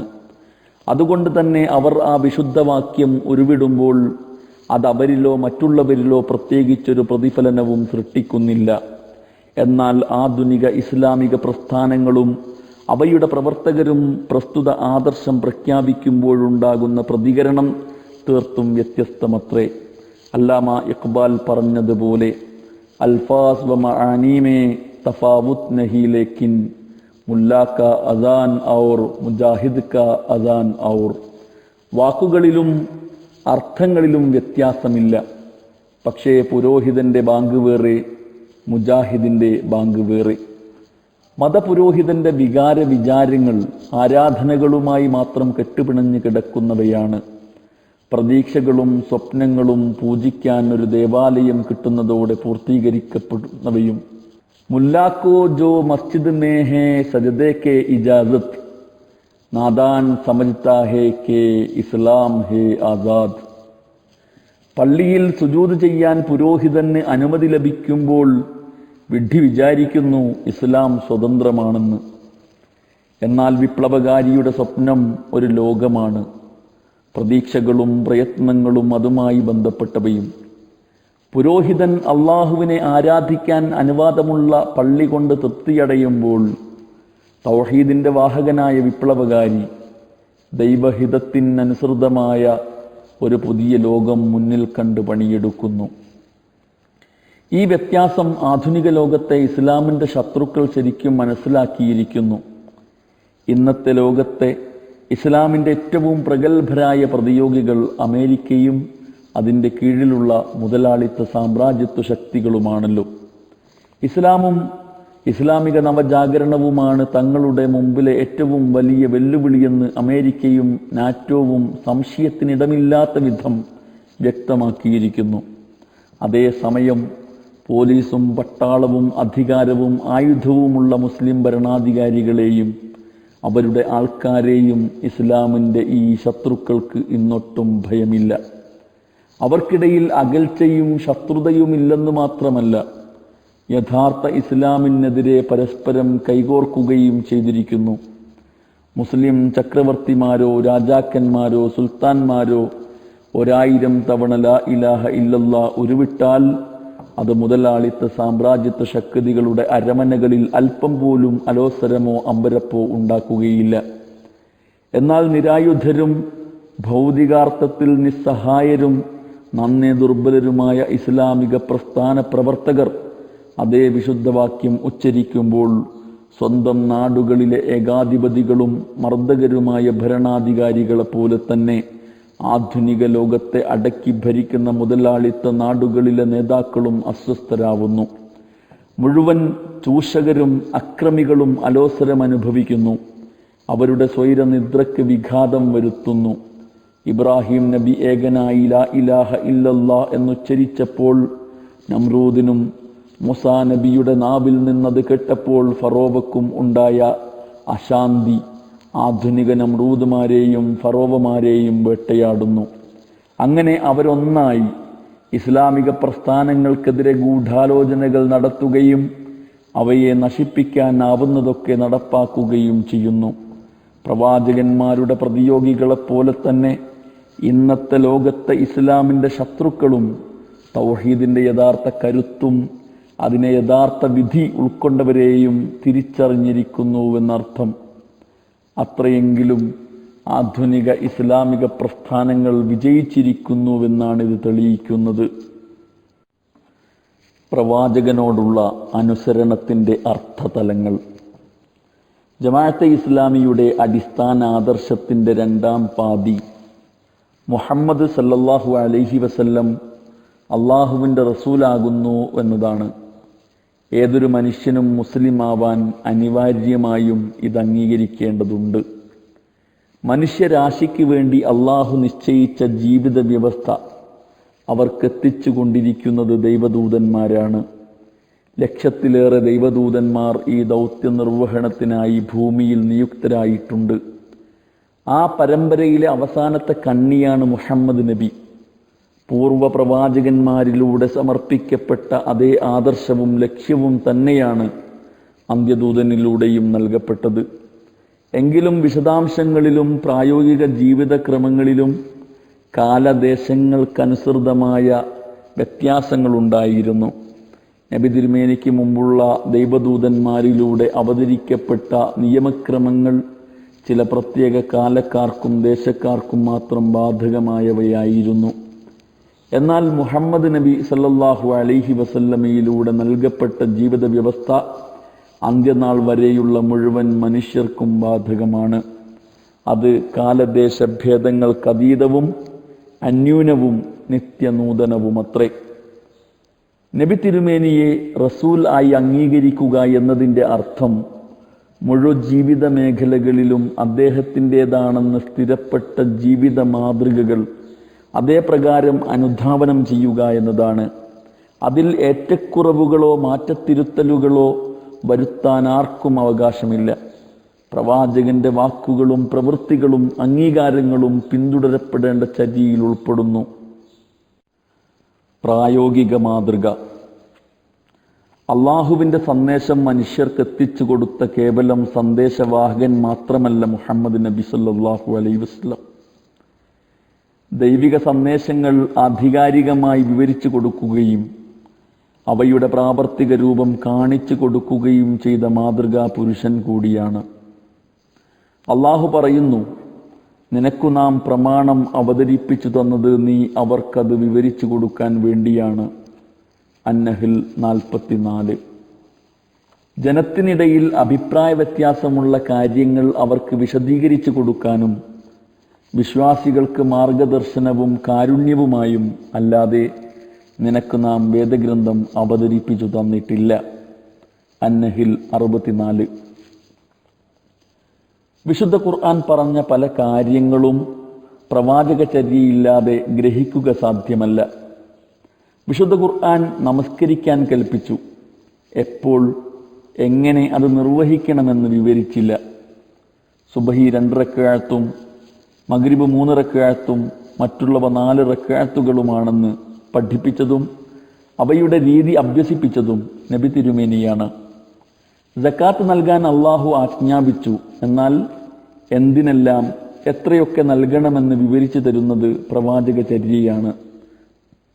നിത്യജീവിതത്തിലെ മര്യാദകൾ, ചര്യകൾ, വിവാഹക്രമങ്ങൾ, മയ്യത്ത് സംസ്കരണ രീതികൾ, സാമ്പത്തിക വ്യവസ്ഥയുടെ വിശദാംശങ്ങൾ, സാമൂഹിക ജീവിതത്തിലെ നിയമക്രമങ്ങൾ, യുദ്ധമര്യാദകൾ, സന്ധി വ്യവസ്ഥകൾ, ഭരണക്രമങ്ങൾ തുടങ്ങിയവയുടെ പ്രായോഗിക മാതൃകകൾക്ക് പ്രവാചകചര്യയെ അവലംബിക്കാതെ നിർവാഹമില്ല. ഇപ്രകാരം തന്നെ ഖുർആൻ പരാമർശിക്കാത്ത പ്രശ്നങ്ങളിൽ തീർപ്പ് കൽപ്പിക്കാനുള്ള ബാധ്യതയും അർഹതയും നബിക്കാണ്. സത്യവിശ്വാസികൾക്ക് തങ്ങളിൽ നിന്ന് തന്നെയുള്ള ഒരു ദൂതനെ നിയോഗിക്കുക വഴി വലിയ അനുഗ്രഹമാണ് അള്ളാഹു ചെയ്തിരിക്കുന്നത്. അദ്ദേഹം അവർക്ക് അവൻ്റെ വചനങ്ങൾ വായിച്ചു കേൾപ്പിക്കുന്നു, അവരെ സംസ്കരിക്കുന്നു, അവർക്ക് വേദവും തത്വജ്ഞാനവും അഭ്യസിപ്പിക്കുകയും ചെയ്യുന്നു. അവർ നേരത്തെ വ്യക്തമായ വഴികേടിലായിരുന്നു. ആലു ഇമ്രാൻ 164. തനിക്ക് ലഭിച്ച ദിവ്യബോധനങ്ങളുടെ വെളിച്ചത്തിൽ നല്ലതും ചീത്തയും നിർണയിക്കാനും തദനുസൃതമായി അനുവദനീയവും നിഷിദ്ധവും നിശ്ചയിക്കാനും അള്ളാഹു ഭരമേൽപ്പിച്ചത് മുഹമ്മദ് നബിയെയാണ്. ഖുർആൻ പറയുന്നു, അദ്ദേഹം അവരോട് നന്മ കൽപ്പിക്കുന്നു, തിന്മ വിരോധിക്കുന്നു. അവർക്ക് ഉത്തമ പദാർത്ഥങ്ങൾ അനുവദനീയമാക്കുകയും ചീത്ത വസ്തുക്കൾ നിഷിദ്ധമാക്കുകയും ചെയ്യുന്നു. അവരുടെ മേലുള്ള ദുർവഹമായ ഭാരവും അവരെ വരിഞ്ഞുകെട്ടിയ ചങ്ങലകളും എടുത്തു മാറ്റുന്നു. അൽ അറാഫ് 157. ഇപ്രകാരം തന്നെ സമൂഹത്തിൽ ഉയർന്നു വരുന്ന പ്രശ്നങ്ങൾക്ക് അന്തിമമായ വിധി പ്രസ്താവിക്കാനുള്ള അധികാരം അള്ളാഹു നൽകിയത് നബി തിരുമേനിക്കാണ്. പ്രവാചകന്റെ തീർപ്പ് പൂർണ്ണമായും പിന്തുടരാൻ വിശ്വാസികൾ ബാധ്യസ്ഥരുമാണ്. അള്ളാഹു അറിയിക്കുന്നു, നിന്റെ നാഥനിൽ സത്യം, അവർക്കിടയിൽ തർക്കവിധേയമാവുന്ന വിഷയങ്ങളിൽ നിന്നെ വിധികർത്താവാക്കുകയും നീ വിധിച്ചതിനെ സംബന്ധിച്ച് അനന്തരം അവരുടെ മനസ്സിൽ ഒരനിഷ്ടവും തോന്നാതിരിക്കുകയും സർവാത്മന സമ്മതിച്ചനുസരിക്കുകയും ചെയ്യുന്നതുവരെ അവർ ഒരിക്കലും വിശ്വാസികളാവുകയില്ല. അന്നിസാ 65. അതുകൊണ്ട് തന്നെ പ്രവാചകനെ അനുസരിക്കാനും അവിടുത്തെ ചര്യ പൂർണ്ണമായും പിന്തുടരാനും വിശ്വാസികൾ ബാധ്യസ്ഥരാണ്. അള്ളാഹു പറയുന്നു, വിശ്വസിച്ചവരെ, നിങ്ങൾ അള്ളാഹുവെ അനുസരിക്കുക, അവൻ്റെ ദൂതനെയും നിങ്ങളിൽ നിന്നുള്ള കൈകാര്യകർത്താക്കളെയും അനുസരിക്കുക. അനന്തരം നിങ്ങൾക്കിടയിൽ അഭിപ്രായ വ്യത്യാസങ്ങൾ ഉണ്ടാവുന്നുവെങ്കിൽ അത് അള്ളാഹുവിലേക്കും അവൻ്റെ ദൂതനിലേക്കും മടക്കുക. നിങ്ങൾ അള്ളാഹുവിലും അന്ത്യദിനത്തിലും വിശ്വസിക്കുന്നുവെങ്കിൽ ഏറ്റവും ഉത്തമമായ മാർഗം അതത്രേ. മെച്ചപ്പെട്ട അന്ത്യഫലവും അതിനു തന്നെ. അന്നിസാ 59.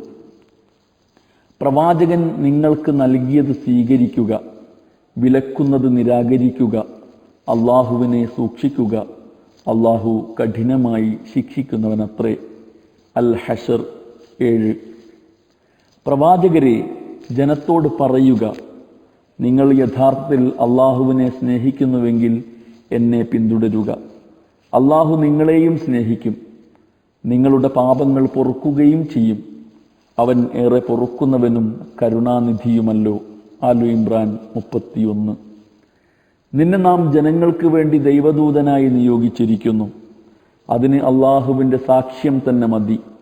അതിനാൽ ആർ അള്ളാഹുവിൻ്റെ ദൂതനെ അനുസരിക്കുന്നുവോ അവൻ അള്ളാഹുവെ അനുസരിച്ചു. ആർ പിന്തിരിഞ്ഞു പോകുന്നുവോ അവരുടെ കാവൽക്കാരനായി നിന്നെ നാം നിയോഗിച്ചിട്ടില്ല. അന്നിസ 80. പ്രവാചക കൽപ്പന ലംഘിക്കുന്നവർ തങ്ങളെ വിപത്ത് ബാധിക്കുകയോ വേദനാജനകമായ ശിക്ഷ പിടികൂടുകയോ ചെയ്യുന്നത് ഭയപ്പെട്ടുകൊള്ളട്ടെ. അന്നൂർ 63.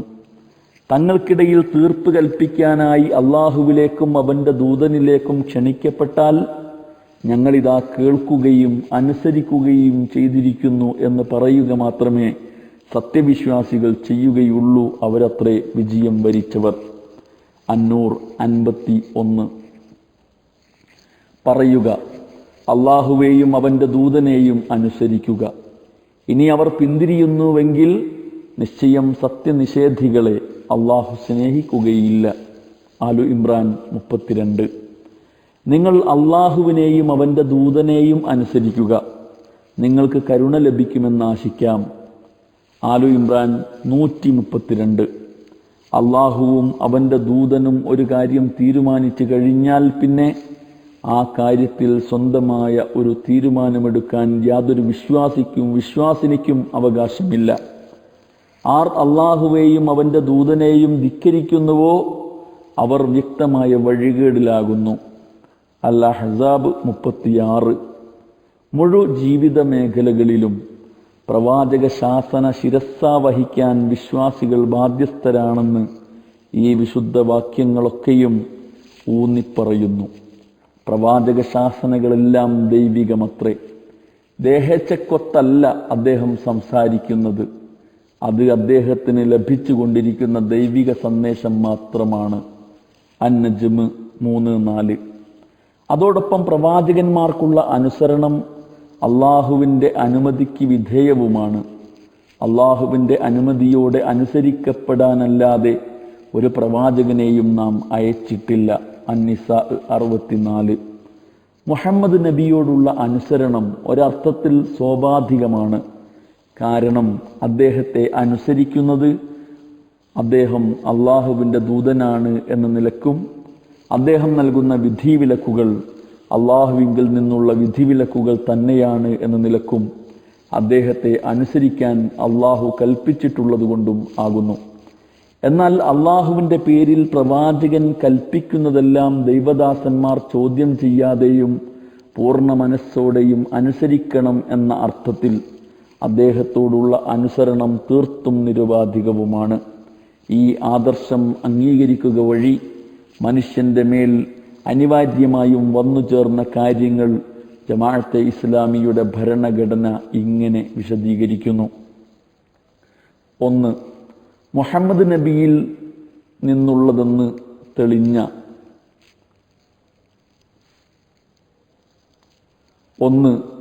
മുഹമ്മദ് നബിയിൽ നിന്നുള്ളതെന്ന് തെളിഞ്ഞ എല്ലാ ശിക്ഷണ നിർദ്ദേശങ്ങളെയും നിരുപാധികമായി സ്വീകരിക്കുക. 2. തന്നെ ഒരു സംഗതിക്ക് പ്രേരിപ്പിക്കുന്നതിനും മറ്റൊന്നിൽ നിന്ന് തടയുന്നതിനുമായി അതിൻ്റെ ആജ്ഞ അല്ലെങ്കിൽ നിരോധം ദൈവദൂതനിൽ നിന്നാണെന്ന് തെളിഞ്ഞു കഴിഞ്ഞിട്ടുണ്ടെന്ന വസ്തുത മാത്രം മതിയായിരിക്കുകയും തൻ്റെ അനുസരണത്തിന് മറ്റൊരു തെളിവും ആവശ്യമില്ലാതിരിക്കുകയും ചെയ്യുക. 3.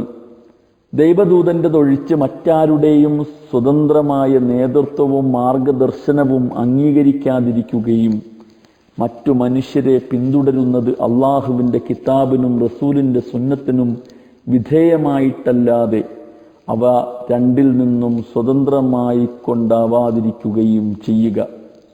4. സ്വജീവിതത്തിലെ സകല ഇടപാടുകളിലും അള്ളാഹുവിൻ്റെ കിതാബും റസൂലിൻ്റെ സുന്നത്തും തന്നെ സാക്ഷാൽ പ്രമാണവും മൂലാധാരവും അടിസ്ഥാന രേഖയുമായി അംഗീകരിക്കുകയും കിതാബിനും സുന്നത്തിനും യോജിക്കുന്ന ആദർശവും വിശ്വാസവും മാർഗവും മാത്രം അവലംബിക്കുകയും അവയ്ക്കെതിരായതെന്തും തിരസ്കരിക്കുകയും ചെയ്യുക. 5. വ്യക്തിപരമോ കുടുംബപരമോ ഗോത്രപരമോ ജാതീയമോ ജനകീയമോ ദേശീയമോ വർഗപരമോ പാർട്ടിപരമോ ഏതുതന്നെയായിരുന്നാലും ശരി, സകല അനിസ്ലാമിക പക്ഷപാതങ്ങളെയും മനസ്സിൽ നിന്ന് പുറന്തള്ളുകയും ദൈവദൂതനാൽ ഉന്നയിക്കപ്പെട്ട സത്യത്തോടുള്ള സ്നേഹബഹുമാനത്തെ അതിജയിക്കുകയോ അതിനോട് കിടനിൽക്കുകയോ ചെയ്യുമാറ് മറ്റാരുടെയും സ്നേഹബഹുമാനത്തിൽ സ്വയം ബന്ധിതനാവാതിരിക്കുകയും ചെയ്യുക. 6. ദൈവദൂതനെ അല്ലാതെ യാതൊരു മനുഷ്യനെയും സത്യത്തിൻ്റെ മാനദണ്ഡമാക്കാതിരിക്കുകയും യാതൊരാളുടെയും മാനസികാടിമത്തത്തിൽ കുടുങ്ങാതിരിക്കുകയും അള്ളാഹു നിശ്ചയിച്ച ഇതേ പരിപൂർണ മാനദണ്ഡം കൊണ്ട് ഓരോരുത്തരെയും പരിശോധിക്കുകയും അതനുസരിച്ച് ആർ ഏത് പദവിയിലാണോ അവരെ അതേ പദവിയിൽ വയ്ക്കുകയും ചെയ്യുക.